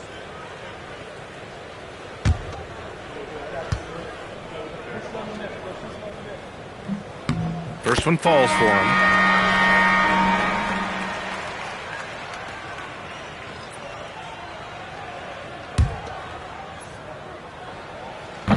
That's also good, so he hits both free throws. Here's Dragic.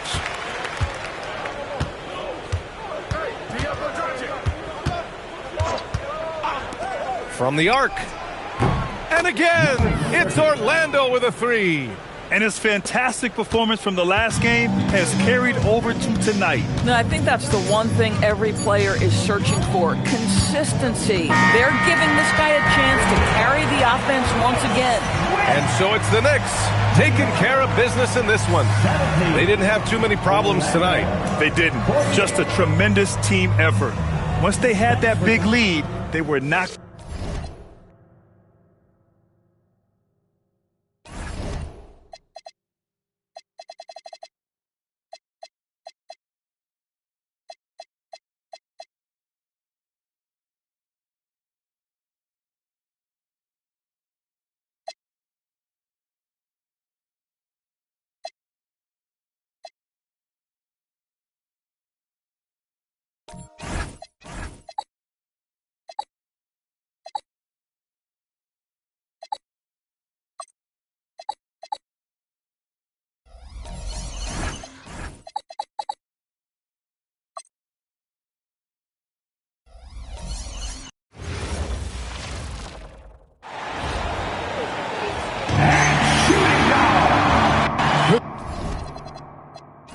possessions can end until somebody grabs a rebound. Greg, two of the best on the boards are facing off tonight. They prioritize rebounding. And getting those extra possessions can really break a team's will. When excellent rebounding teams play, everyone has to work a little harder to secure the ball. And checking out Utah's opening lineup, they've got Dunn. Halliburton is out there with DeAndre Ayton. And it's Okogie in at the two-guard spot. Counted. And Halliburton doesn't get rattled easily. He's adept at finding ways to finish through contact. Pass to Mutombo. The screen from Kemp. All sorts of time. That doesn't go, and he's 0 of 1 from the field. Dunn looking over the floor. Jazz passing it around. Down low. Outside for Halliburton. Lock at 6. Utah needs to get off a shot here. Okogie misses. Rockets on offense. This game coming after a loss against the Pistons. Well, I felt like they were never on the same page defensively in that one. Gave up way too many easy shots. Well, they looked like they were asleep on that end of the floor. No one was talking. No one was paying attention. It was rough. Now, here's Halliburton. There's the pick.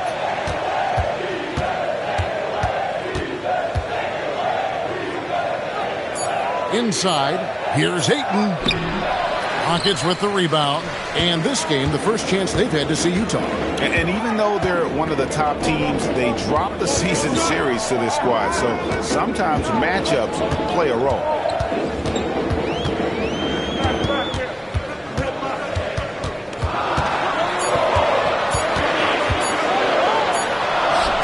He trains it as the shot clock ticks down. And this game is tied up now. And once he got to the 10, I think he was surprised to find himself that wide open. Easy possessions like that literally are just a gift. You just dream of them. He'll gladly take those. And one of the imperatives, RJ, for the Rockets this season, improving on the offensive end. Yeah, their scoring struggles hamstrung them in that first-round defeat to Golden State. To compete into June, they're going to need to be able to convert in those pressure moments. Here's Okogie following the score by Houston. Halliburton outside. Jacks up a 3. Another miss by Utah. Just haven't found their offensive footing yet, only managing to sink 1 of their first 5 shots. Anderson with the ball. Last game out, he had 14. Drills the three-pointer. He has 7. Jazz trail by 5. And so the timeout by Will Hardy here. Coach needs a moment to talk things over. Outplayed in the previous game on their schedule, losing to the Raptors. Hey, they had their opportunities, but let's face it, they choked from the line. Hard to win that way on the road. Yeah, missing from the line became contagious. That happened. They just picked the worst time to do it.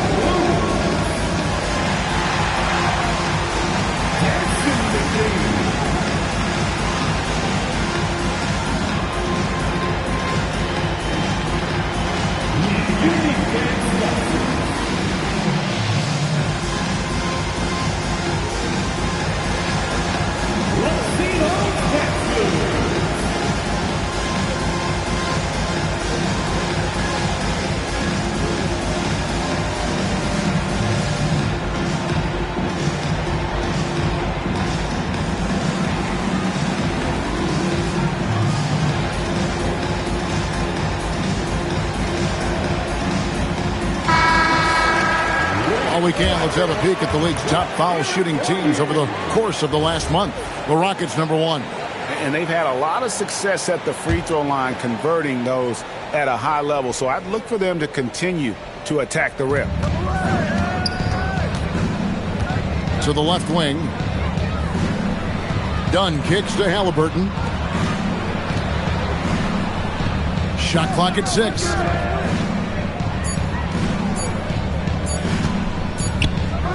For run. That doesn't fall either. He's missed his first 2 shots tonight. Pass to Anderson. Here's Kemp. He's covered by Halliburton. Kemp with the bucket. Nice play, and you can see they're gathering momentum. Yeah, but they can't relax. They got to keep building on this lead because it is not safe. Well, go ahead and just hammer it home, why don't you? He might not be the athlete that some of the other big men are in this league, but my goodness, he still knows how to finish. And he might not give you a highlight-worthy dunk anymore, but look, hey, 2 points is 2 points, and the big fella delivered. Off the mark there with the three-point shot. And close to making the defense pay for the lax coverage that time. Back to Halliburton. And he sinks that one, hitting the back of the rim on the way in. Halliburton's got his second basket of the game. Pass to Mutombo. Kemp a screen on down. Barnes kicks to Mutombo. Takes the three. Another field goal for him. 4 for 6 shooting tonight. And the story here, Kevin, early on is how well they shot the basketball. Bounce pass, Halliburton. And he can't answer back. The three-pointer offline. No doubt it's been a bit of a struggle for him here in this quarter in terms of scoring. Got a piece of it. And stolen by Dunn. Pass to Okogie. Halliburton outside. Fires for 3. Barnes grabs the miss. That is not a guy you want to allow open looks and range. Lucky for the defense, he just couldn't get it to go. And that one clearly a foul. Gets the whistle and 2 shots coming up. And maybe more than any team in the West, GA, the Jazz, really committing to the rebuild. Well, in the West, it seems like you got 13 or 14 teams all trying to win now, and it just doesn't work that way. So it's not just about talent. It's also about timing. And so the timeout taken here by Ime Udoka. He made the decision to huddle up with his guys and talk about strategy.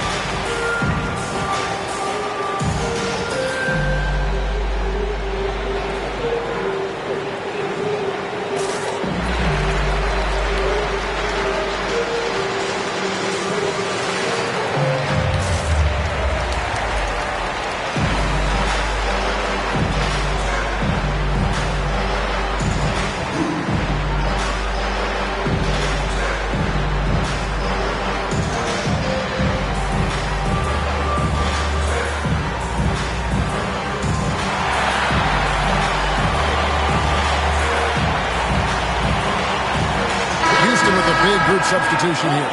Kendrick Perkins, he's checked in for Mutombo. Davis comes in for Kemp. Robinson's checked in for Matt Barnes. And George Hill's subbed in for Anderson. Shooting 2.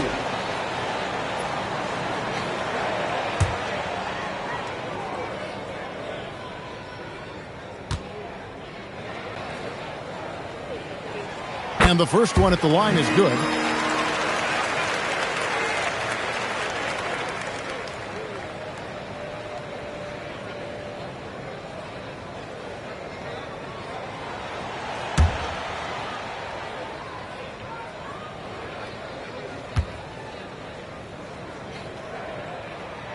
Good on both.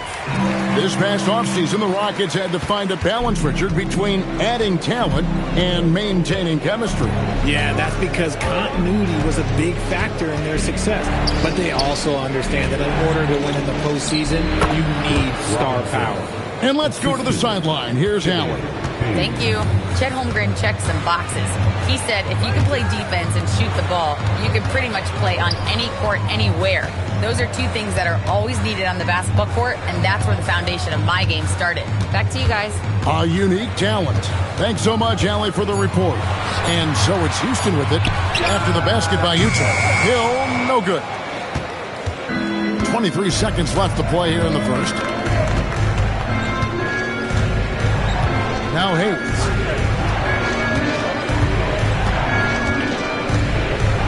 Pass to Robinson.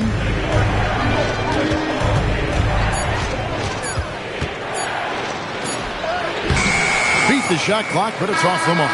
And that concludes the first quarter of play. Rockets ahead, leading by 6. It's the NBA on 2K Sports from Toyota Center.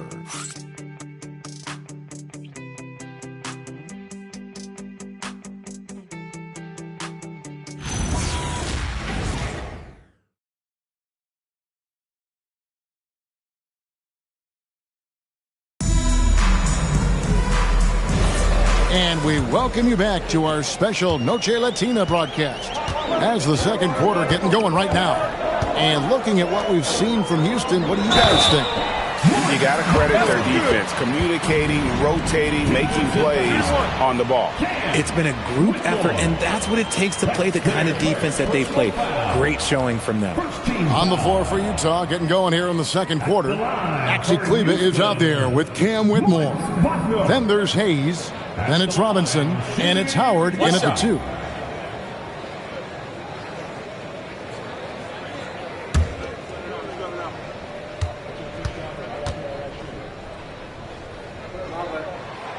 Wagner, no good on the free throw. RJ, one defensive stat that teams are tracking these days, deflections.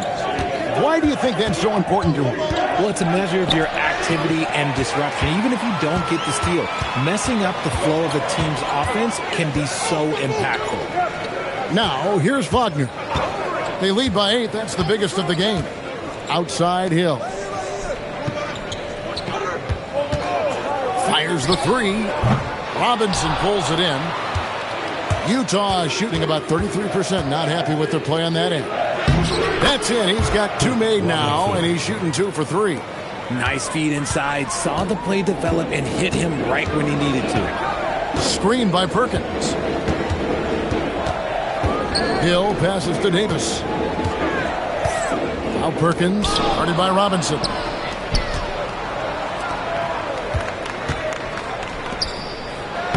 Lead pass was put in just the right spot. Robinson's got 4 points now in the quarter. Fantastic ball movement. They're picking them apart with their passing. Robinson passes to Davis. It's Hill, top the key. The Rockets with another miss. Well, the defense was fortunate. That was a good look from mid-range. He just was trash. 13 feet away. Robinson misses. Houston leading by 4. Outside Hill. Tries the spin move. Taken away by Hayes. Here's Whitmore. He's guarded by Hill. Whitmore with it. Scoreless thus far. 2 points. That one goes. And Whitmore a beast inside because of his power and ability to elevate. And so the timeout taken here by Ime Udoka. He's going to take this chance to talk to his guy.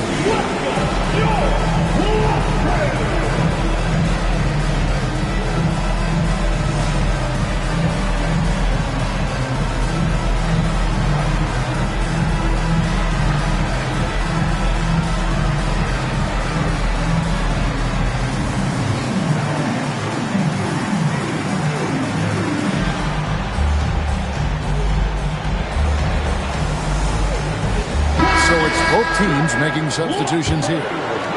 Quarter 2 and just under 2.5 minutes gone by.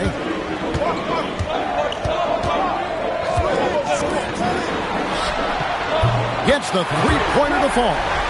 15 points in the game. And obviously his momentum from the last game has carried over here tonight. He's just riding the wave of momentum right now, getting to his spots and keeping things simple on the offensive side. The 17-footer. Mutombo is a nice D. And not allowing the shooter even an inch of breathing room on that one. I'm sure they'll think twice about shooting against him next time. Now, here's Kemp. A 3. That shot off the mark. The defense just giving him the easy look there. He's not going to miss that. Dunn sets a screen for Kleba. Dunn outside. From outside, off the mark. Houston leading by 5 on the wing hill. A 3-ball. That's his 4th miss. He's made 5 of 9. They need a bucket in a big way here to regain some confidence. Reversed it home. That was pretty. Agreed. The agility on display. And here's Hill, who will bring it up for Houston.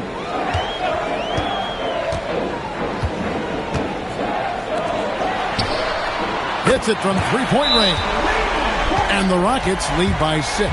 He's going to force them to have to make adjustments. That's number 4 in terms of triples in the half. And so the timeout by Will Hardy here.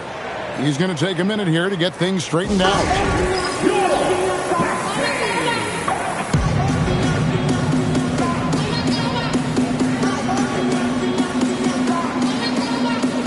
Houston making a switch. Anderson's checked in. Andre Ayton's checked in for Utah. Jazz trail by 6. Ayton a screen on Anderson. From the arc.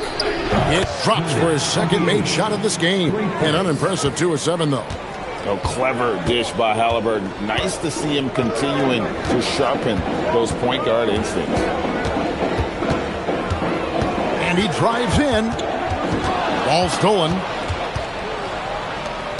There's the lob to the hoop. Utah moving it around. Back to Dunn. 3-pointer. And again, it's the Jazz from deep. And just a step ahead of the D in that possession there, making the pass nice and simple.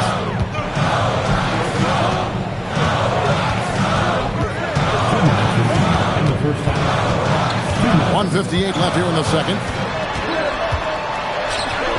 Scores the bucket. He's 7 for 11 and continues to look good. He has been a key factor for them offensively, scoring with consistency.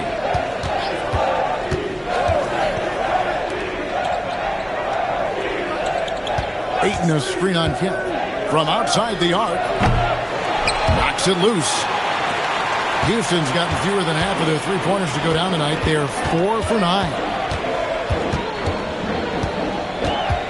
Anderson outside. Lets it go with the 3. Rebounded by DeAndre Ayton. Utah trailing here. Halliburton looking around.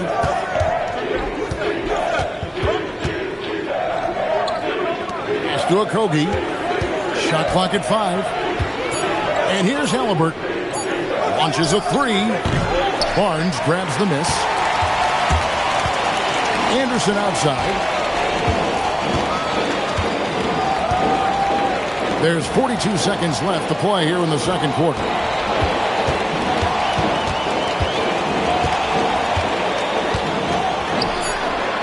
Rebounded by DeAndre Ayton.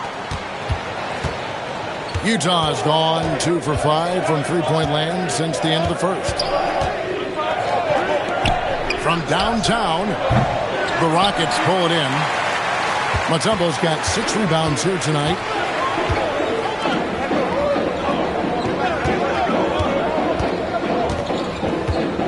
Takes a 3. Good on the triple. 23 points in the game. He is getting everything he wants. The defense is seemingly powerless to slow him down. And a close game so far through the first 2 quarters as we reach halftime. Rockets lead by 5. Now we have a moment to go courtside. Allie LaForce has got something for us. I'm here with Coach Ime Udoka. And, Coach, what are some of the positives that you can take away from that first half? Our physicality has been good to start. Obviously, a point of emphasis is keeping them under control in transition. We like how we're guarding defensively. Obviously, it is big against this team. Great start. Thanks, Coach.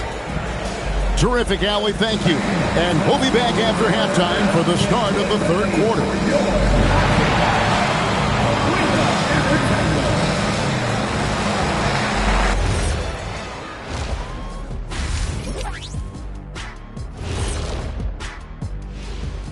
Welcome in for halftime. And what's on tap, you ask? I can answer that. So far, it's been a nice outing for the Houston Rockets. They're hitting their threes, but no guarantee that that continues. If I'm them, I'm coming out the second half with even more attack. See, this is why you should be coaching, Jet. All right, guys, time to see what the fans are saying on social media. And this is from Hoops Queen Life. It's a question for Shaq. Who was your favorite team to play for? Let's see, I played for so many. 1, 2, 3, 4, 5, 6. Obviously, the Lakers. What up, LA? Love y'all. Yeah, I'm glad he counted those teams because I was on 7. He has a little amnesia.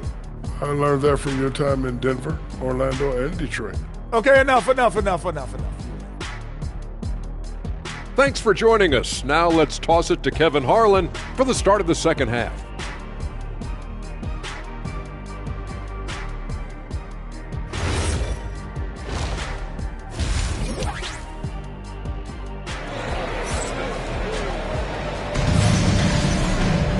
We've got second half action for you, and if the next couple quarters are similar to the first, this one could go down to the last possession.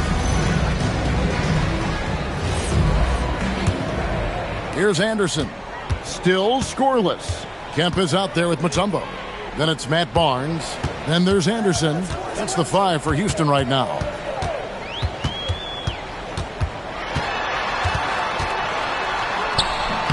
Rebounded by DeAndre Ayton. Ayton's got his 4th rebound with that last one here tonight. There's the pick. Back to Halliburton. 6 on the shot clock. Oh, Ayton in position.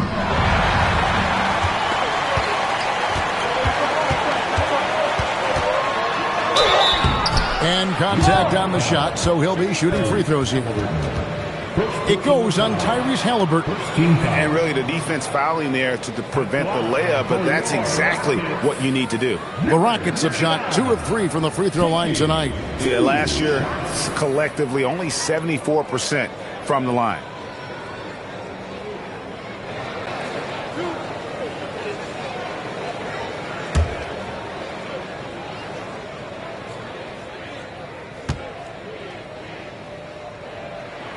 And the first one drops.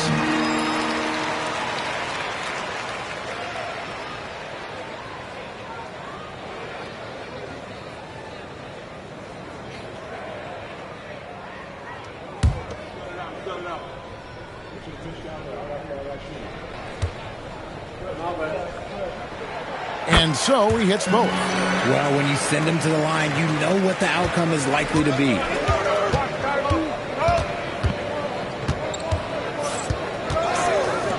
From past the arc, buries it from three-point range. 8 points for him.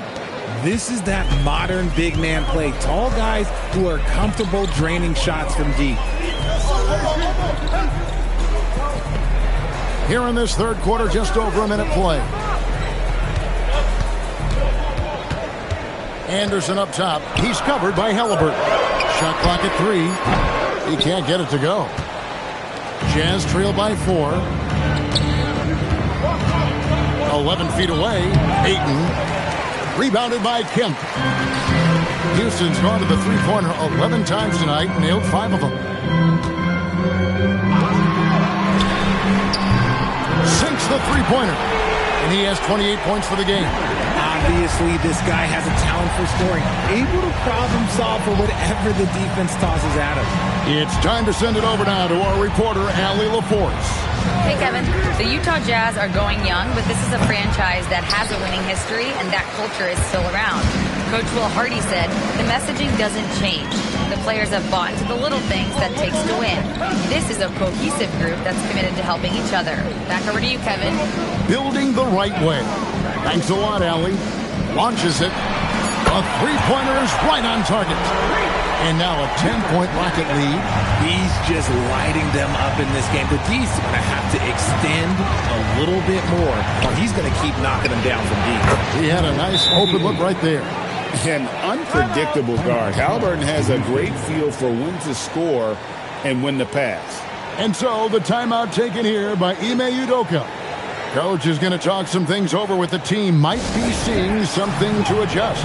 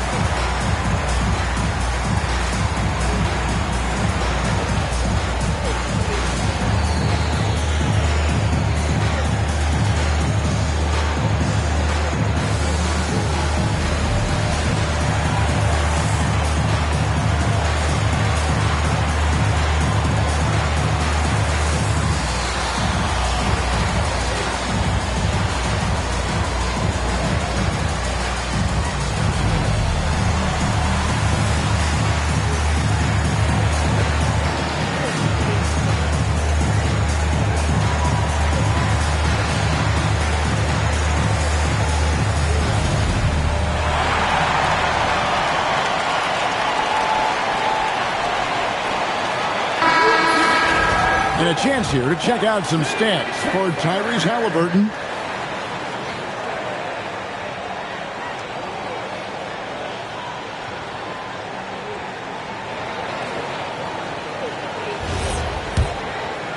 Well, we're into the third quarter, just over 2.5 minutes played.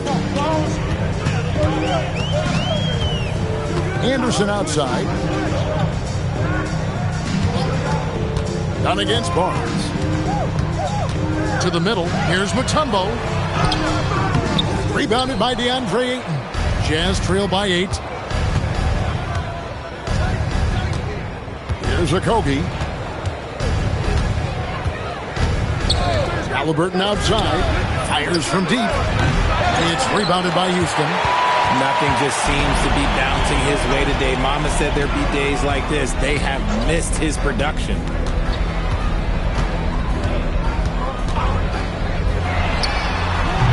Another miss by Houston. For Utah, they've gone 2 of 6 from the field here in the third. Shoots the 3. Hands it from downtown. And now just a 5-point Houston lead. We've seen him shoot at 40% from deep for a season, so Halliburton accurate from three-point land. The screen from Kemp. And that one is stuffed right through. And one step ahead of the defense with that solid screen. And then Greg, the monster dunk to finish it off. Well, great chemistry on display. He understood where to put the screen in order to free up his teammate. And so the timeout by Will Hardy here. This now will give him a chance to discuss some potential changes.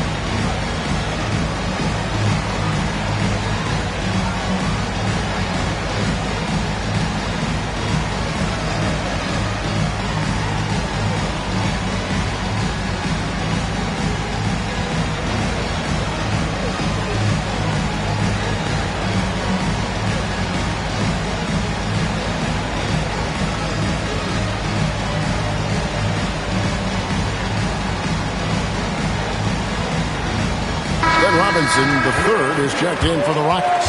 And Utah with a change here, too. Kleba's checked in.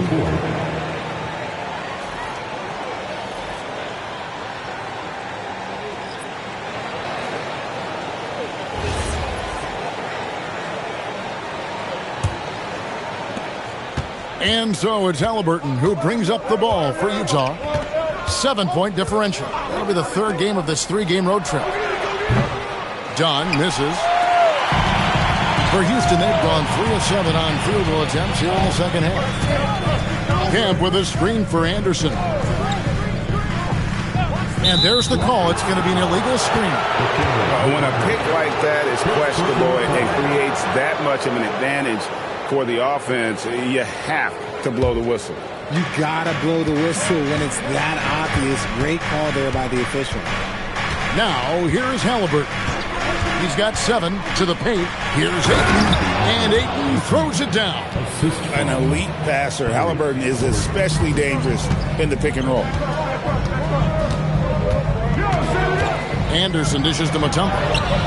Off on the layup. The contest and the rebound, folks. That is how you defend. Okogie, the pass to Halliburton. To the inside. It's stolen by Mutombo. Barnes, right side. Pass to Anderson for 3. Nailed from three-point land. Anderson's got himself on the board with 3 there. And what kind of defense was that? You can't give up wide open threes like that. What are you doing? Ayton sets the pick for Halliburton. Into the lane. And it's sent back by Mutombo. Barnes kicks to Anderson. Back to Barnes. Inside, and stolen by Ayton. Dunn with it. Robinson picks him up.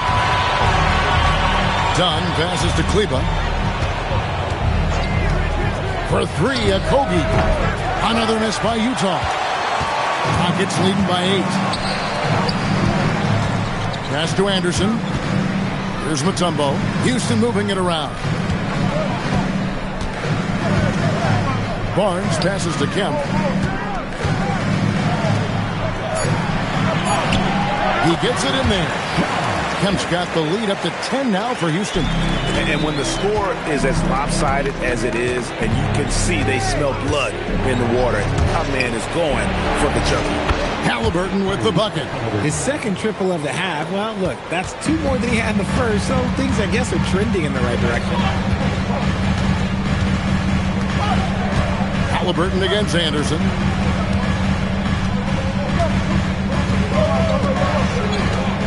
Down low, shot clock at 6. Kemp doesn't go for him. And so it's Houston bringing the quarter to a close with a 7-point lead. A good size advantage, and they'll look to increase it. Don't go anywhere. We'll be right back.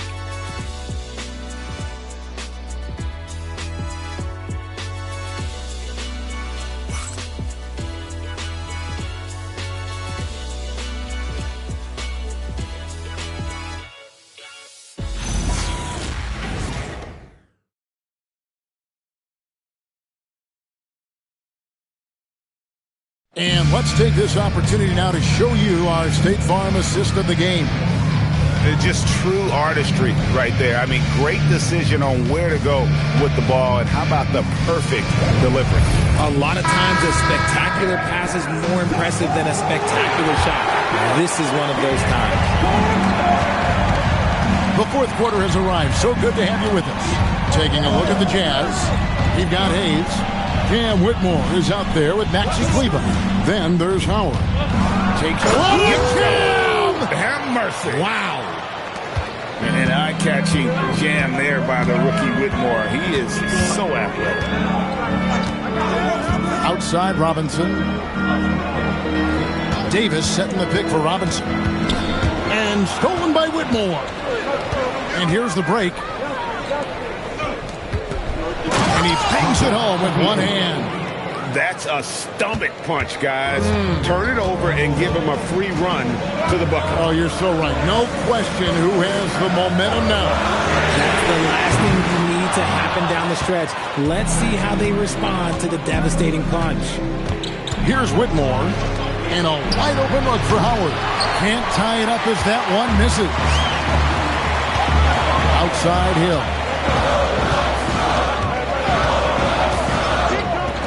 For the three. Rebounded by the Jazz. And I thought that was going to drop. It looked good from here. Kleba, the pass to Hayes. And he tries off the glass, but it's no good. And here is Hill. Covered by Hayes. And the foul called on Killian Hayes. That's his first foul. And we've got a timeout called from Ime Udoka. Clearly, he's got something his players need to hear, and immediately.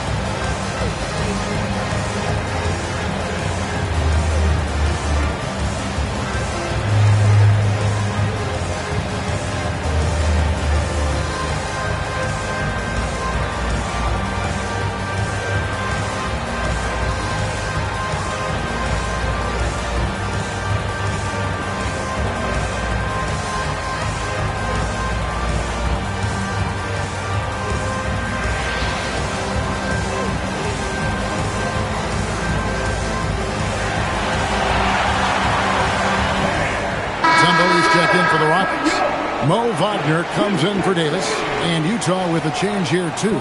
Donnie's checked in for Maxi Kleba. Now we'll hear from Allie LaForce, and she's got a story for us. An update. Allie? Well, over the break, I listened to Ime Udoka's huddle.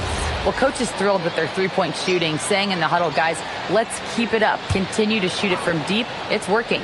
They've been on fire from distance so far. Thank you, Allie. Now, here is Hill. Just 5 to shoot. Outside Robinson. Houston needs to get a shot. No good from outside. Got the defender off his feet with the pump fake, but couldn't knock it down. Pass to Howard. Now here's Higgins. Here's Whitmore. Done with a screen on Robinson. There's the drive. And Whitmore throws it down. And when he gets downhill, Whitmore is a force.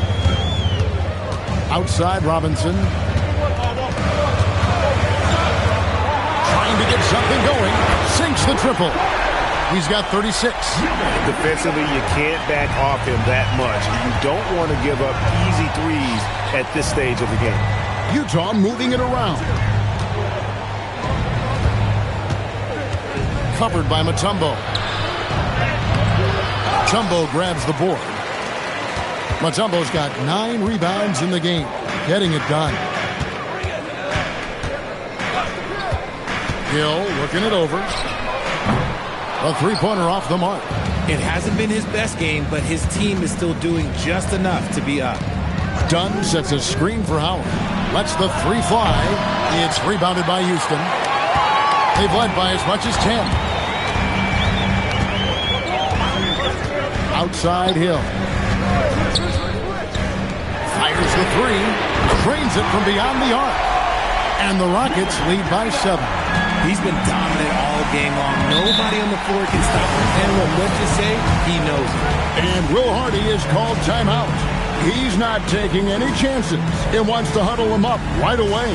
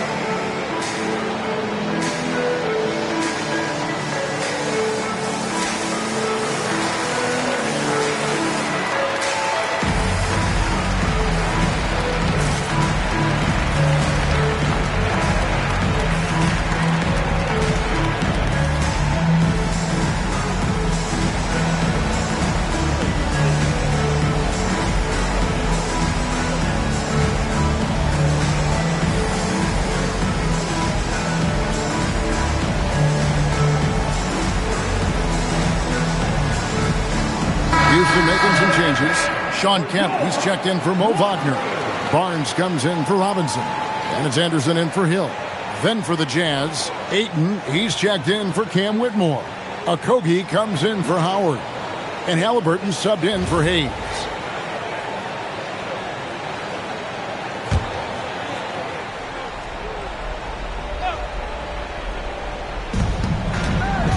Bounce pass, Halliburton.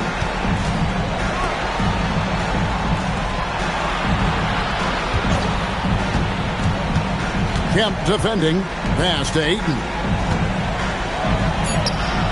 Banked in off the glass. And they're beginning to just flat out fall apart defensively right now, especially on the interior. Now here's Anderson. Barnes outside. Kemp inside. Oh, the dunk! And his eyes got wide once he got the ball inside. You just know what he's going to do with the basketball. Here's Ayton. The 9-foot shot. 2 points. That one goes. He is showing signs of maturity in these moments. It's clear that Ayton takes pride in coming through for his team. The screen from Kemp. Now Barnes. 6 to shoot. Puts up a 3. Good. So many of the plays they're running designed to create opportunities from deep. With the way they're shooting, there's no need to look for any other shot. Just keep letting it rain. And the one-hand slam just looks so pretty when it's in his hand and he's the one doing the slam. Agreed. He is smooth as silk, even on a power finish. Driving the lane. Halliburton with the steal. And here we go. Fast break. Halliburton's got it. In a game this close, this late, that kind of D is clutch. It is. And then, Greg, to go in for the flush. That could be a backbreaker.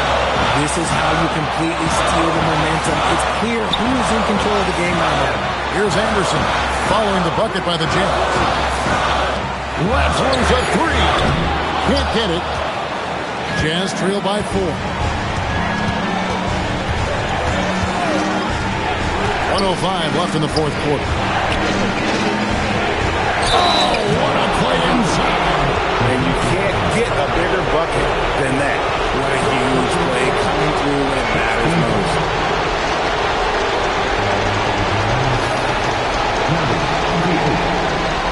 What's up?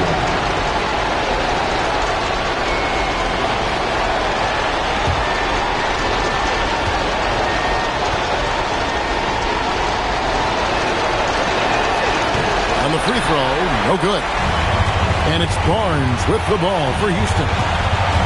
They've led by as much as 10.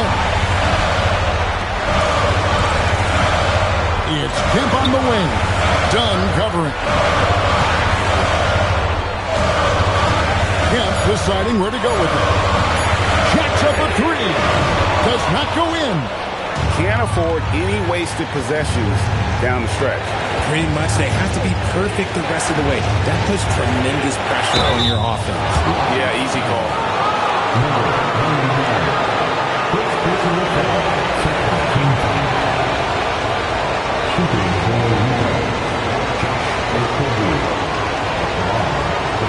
Take a break. 2 seconds.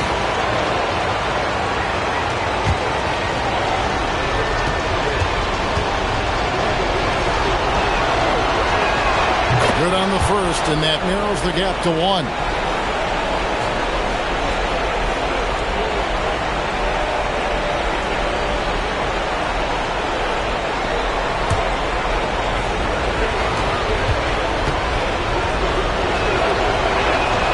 That one drops. He ties it up. You can't have any more pressure on you than he had at the line right there. Shows you what he's made up as he's able to tie it up. And timeout is called by Ime Udoka. This is a huge moment, folks, in this game. And he wants to be prepared.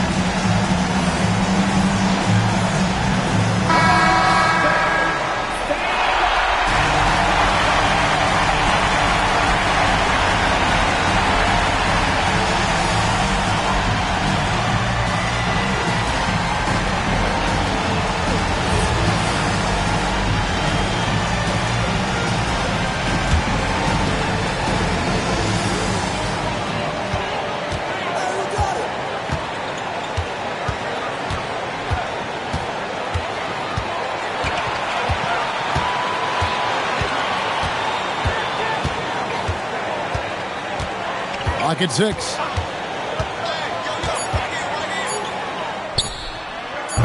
He's off from 3. And Will Hardy calls timeout here. And he knows there's no room for mistakes and wants everyone on the same page.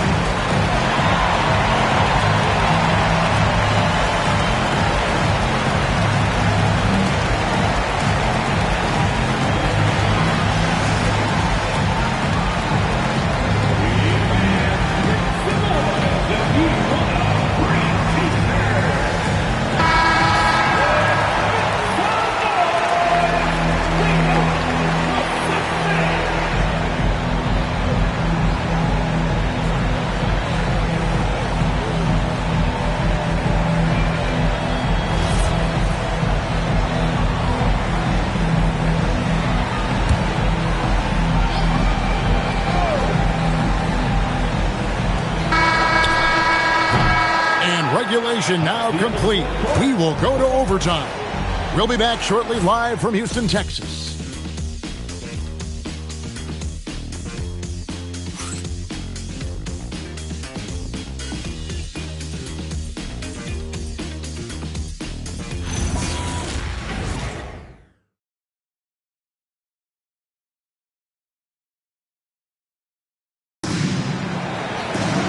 And now we get set for overtime in what has been a stirring contest.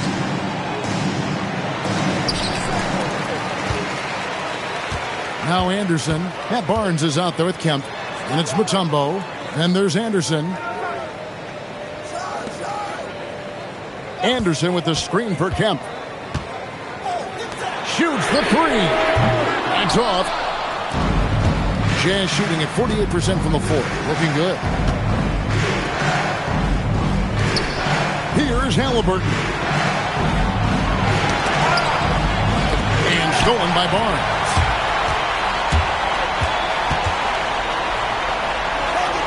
The 8-footer. Count it! And that assist got him a little nod from his teammate after that one. And here's Halliburton. He'll bring it up for the Jazz. Trailing by 2. That doesn't go. Had a chance, though, to take the lead. Anderson outside.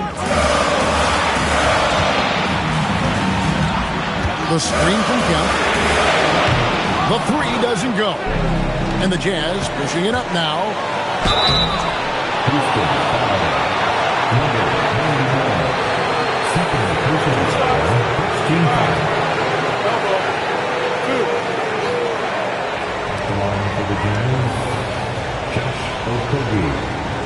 Shoot 2.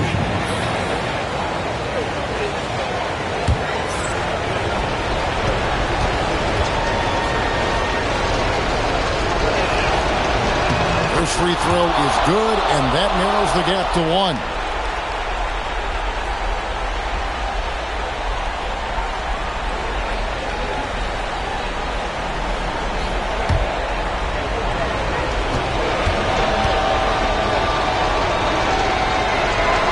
So he gets them both. And this is how you execute. Creating any type of separation is huge right now. We're in overtime and 90 seconds gone here in what has been a great one so far. They set the pick. Beyond the arc. Cleared away by Ayton. Halliburton with it. Here's Here's Ayton.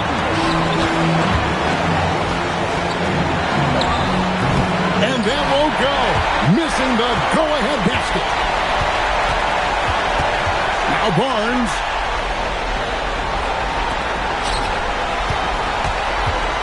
Driving to the basket. Deflects the pass. And stolen by Dunn. And here we go. Fast break. Halliburton's got it. It's stolen by Mutombo. Here's Barnes. Anderson outside. Connects again from distance. Buries his 10th triple of the game. Unbelievable. And Will Hardy is called timeout. Pivotal moment in this game. He's not taking any chances. He'll call time.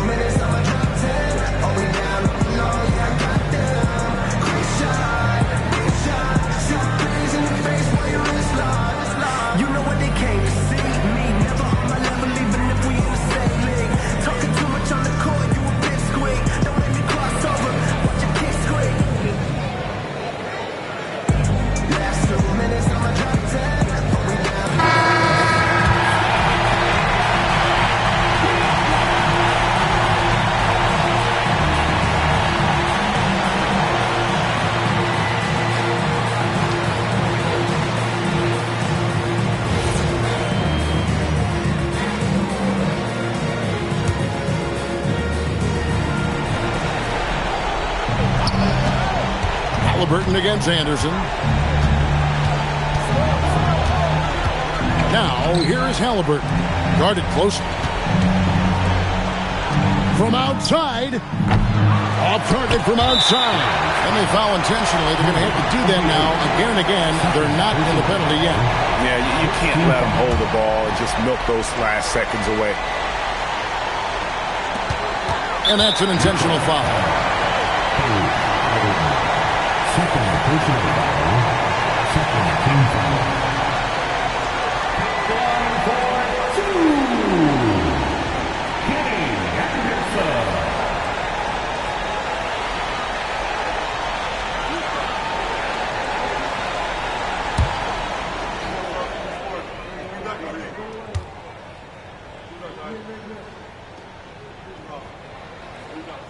He drops the first one, and that gives them a 4-point cushion.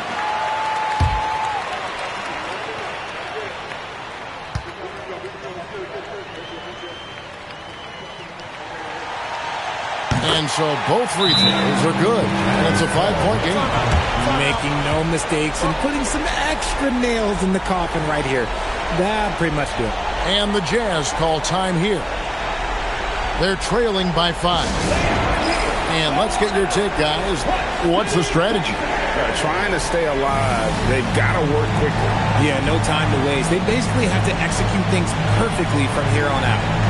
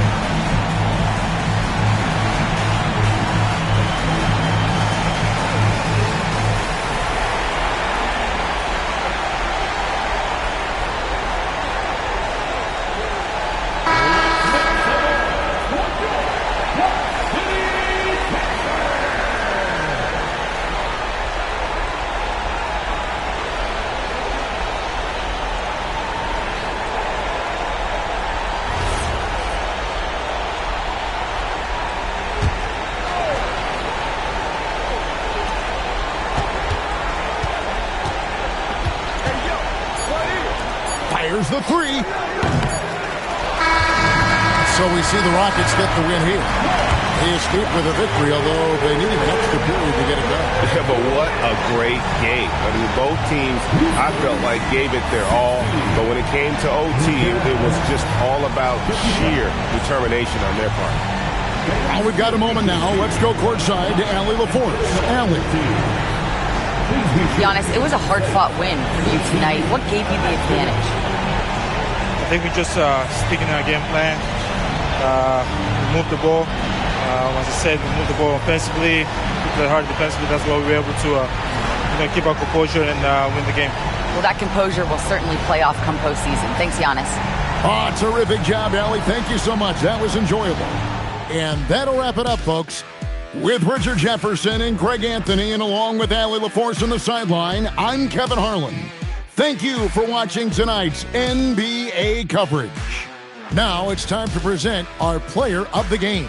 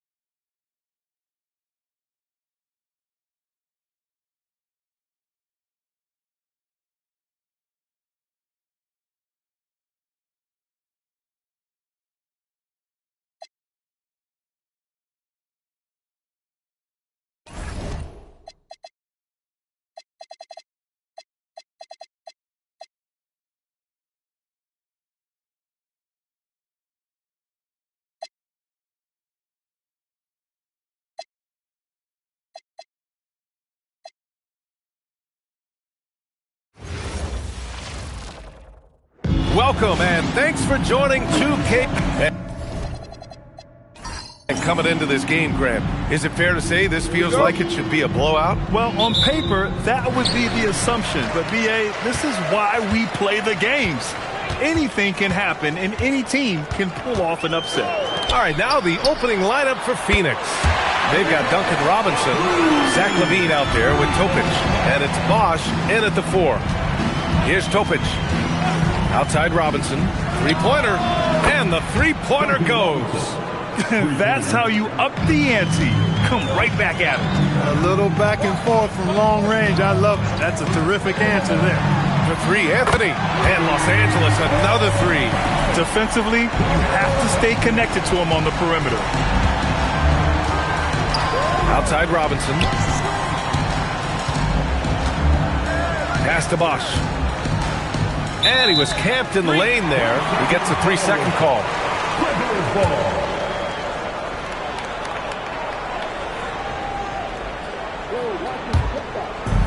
Los Angeles has gone 2 of 2 at the perimeter. Black passes to Anthony. From outside, off the mark. And just over a minute played here to start the game. Pass to Bosch. Fires for 3. Another 3 for Phoenix. Gotta fight harder to get over those screens. Well, I'm going to credit the screen. I mean, that's a good, strong pick he lays there. Well, we get to see future Hall of Famer in Kyrie Irving tonight, Grant. What's his best skill? I'll be honest, B.A. I've never seen a guard finish like Kyrie around the rim. He makes really difficult buckets look too easy. Another 3 for Phoenix. Off to a nice start here. They've hit all 3 from the field. The Clippers have gone just 2 for 4 from the floor. Pass to Anthony. Three-pointer. And once again, off the mark by Los Angeles. Phoenix has gone 3 of 3 from outside and looking sharp here in the first. Here's Bosch. The 3 is up. And his first miss of the night. Now 2 of 3. I mean, I think that was their first miss of the game. They've been just rolling. Tipped. Black outside. There's the screen. 6 to shoot. Pass to Salah. There's the 3. Second chance shot, and he sinks the layup. I love his tenacity. Extra possessions, second chance points. That's winning basketball. Here's Bosch for three. Anthony grabs the board. Now here's Black. And all around the rim that time before dropping. Black is such an unselfish player, always willing to get his teammates involved. Outside Robinson for three. It's rebounded by Los Angeles. And he probably thought he was going to bury that one. And keeping us updated from the sideline, Allie LaForce. Tyronn Lue gave me a few minutes to catch up with him. This many years into the game, and the Kyrie challenge is still puzzling. Coach said we'd actually prefer to see him shoot. At least our feet could be more set outside to contest. People forget how good of a shooter Kyrie can be. He continued and said, and threes are so hard to compete against, we want to try and limit those first. Back to you. Appreciate the report, Allie. Here's Black. No points yet. Pass to Batum. On the wing, Anthony. The three is up. That one doesn't go. He's just 2 for 5. And you never want to give a shooter like him a clean look. Outside Robinson. Here's Bosch from downtown. Batum pulls it in. Pass to Anthony. To the middle. Here's Salon. Nice assist and nice finish. Solid play all the way around. Coaches love to see ball movement, especially when it gets you that kind of look.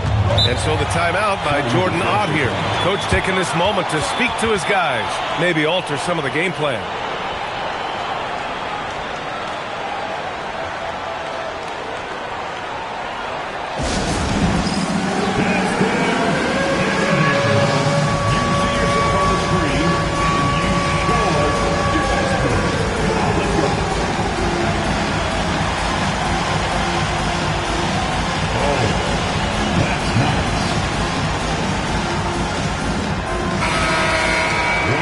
Let's go to the 2K leaderboard and see the teams who have been dominating the board since the All-Star break. The Clippers, #1. Incredible rebounding numbers since the break.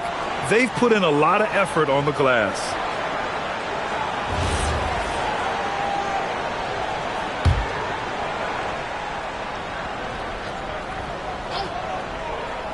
On defense, Los Angeles. It's a 5-point game. Outside Robinson to win the drought. That one misses. He's 1 for 3. The Clippers have gone 6 of 11 so far. There's a screen on the wing. Anthony lets it fly. And it's Phoenix with the rebound. They're coming off a loss against Miami. Just a tough road loss. You're going against players who are comfortable shooting in their own building. You have to find a way to disrupt their focus. Yeah, and it's not easy to do. Much easier said than done, but they're capable of making it happen. It just comes down, I think, to will and desire.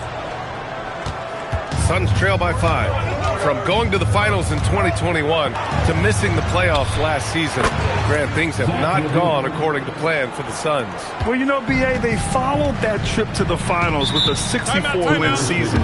But then they went all in on the big three of Booker, Durant, and Beal. And that just didn't yield the results they'd hoped for. And so Ty Lue calls a timeout. He's going to take a moment to give him a breather and talk things over.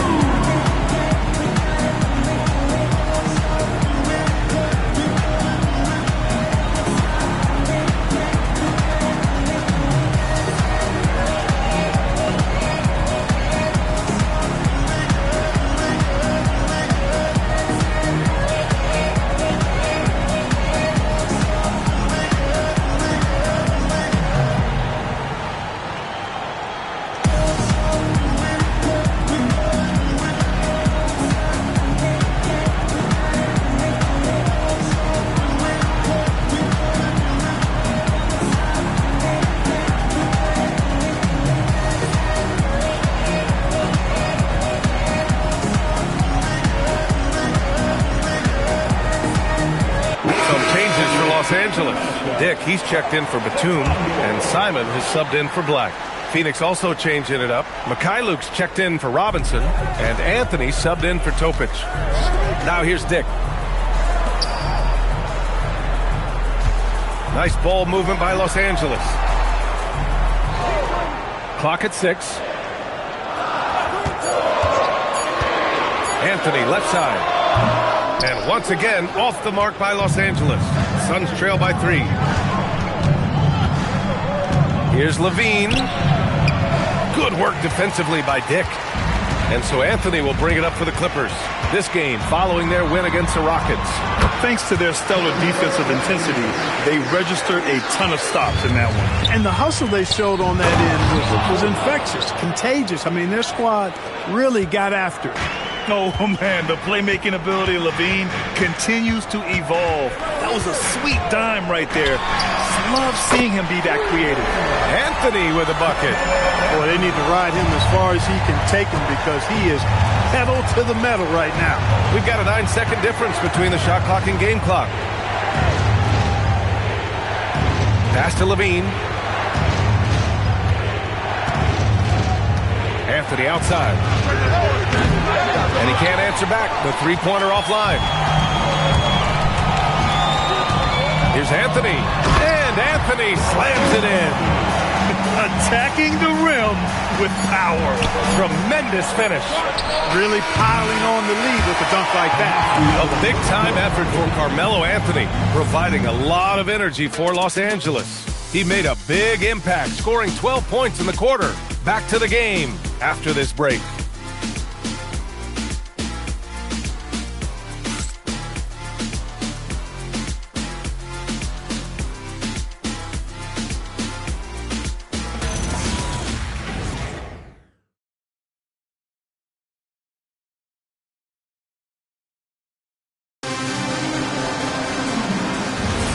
And thanks again for tuning in. If you're just joining us, we played through one quarter of action so far.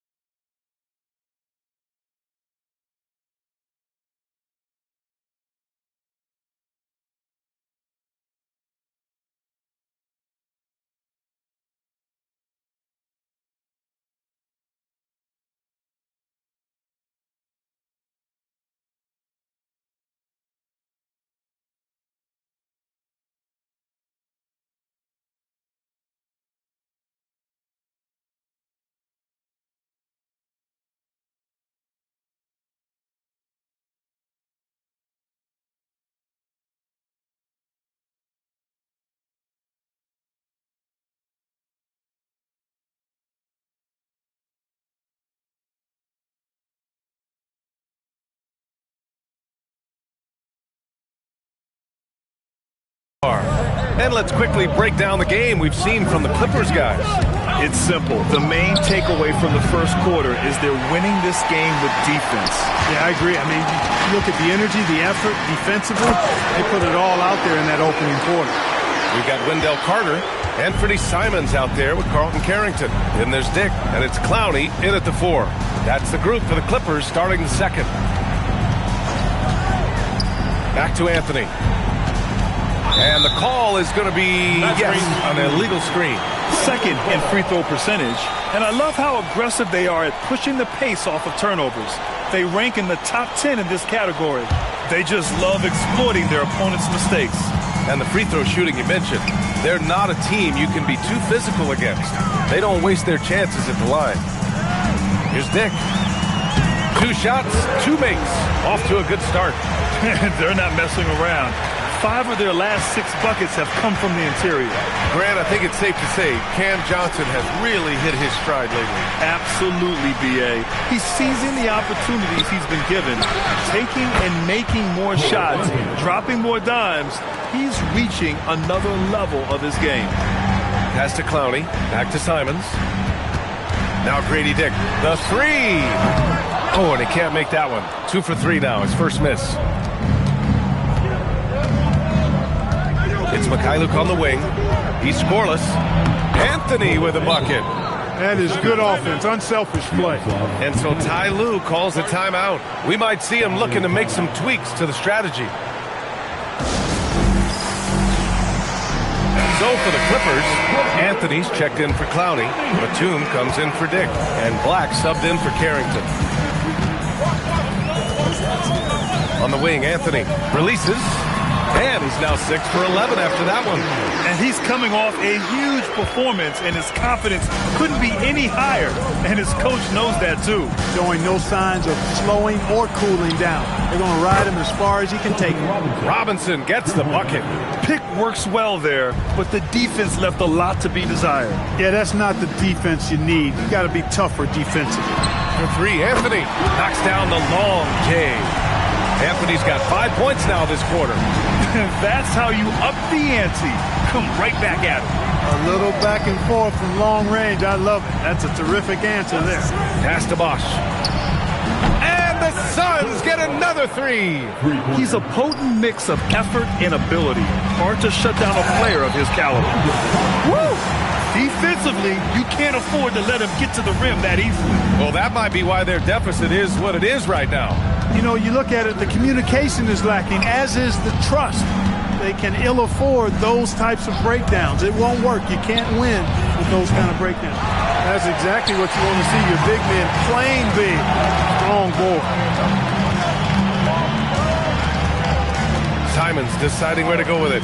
Lets it go from the wing, and Anthony gets it to go on the assist by Simons.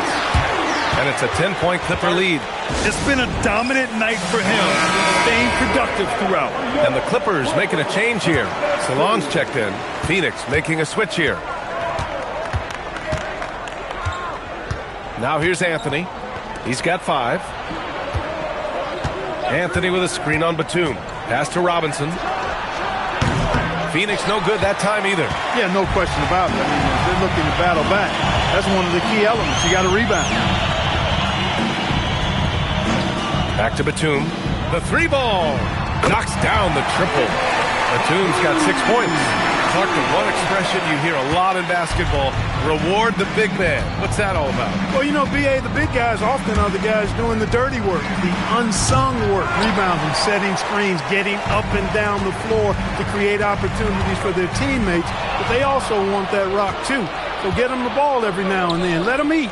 To stop the run, and it's good on the layup. Leading him right to the basket with a tremendous pass. Really good execution there.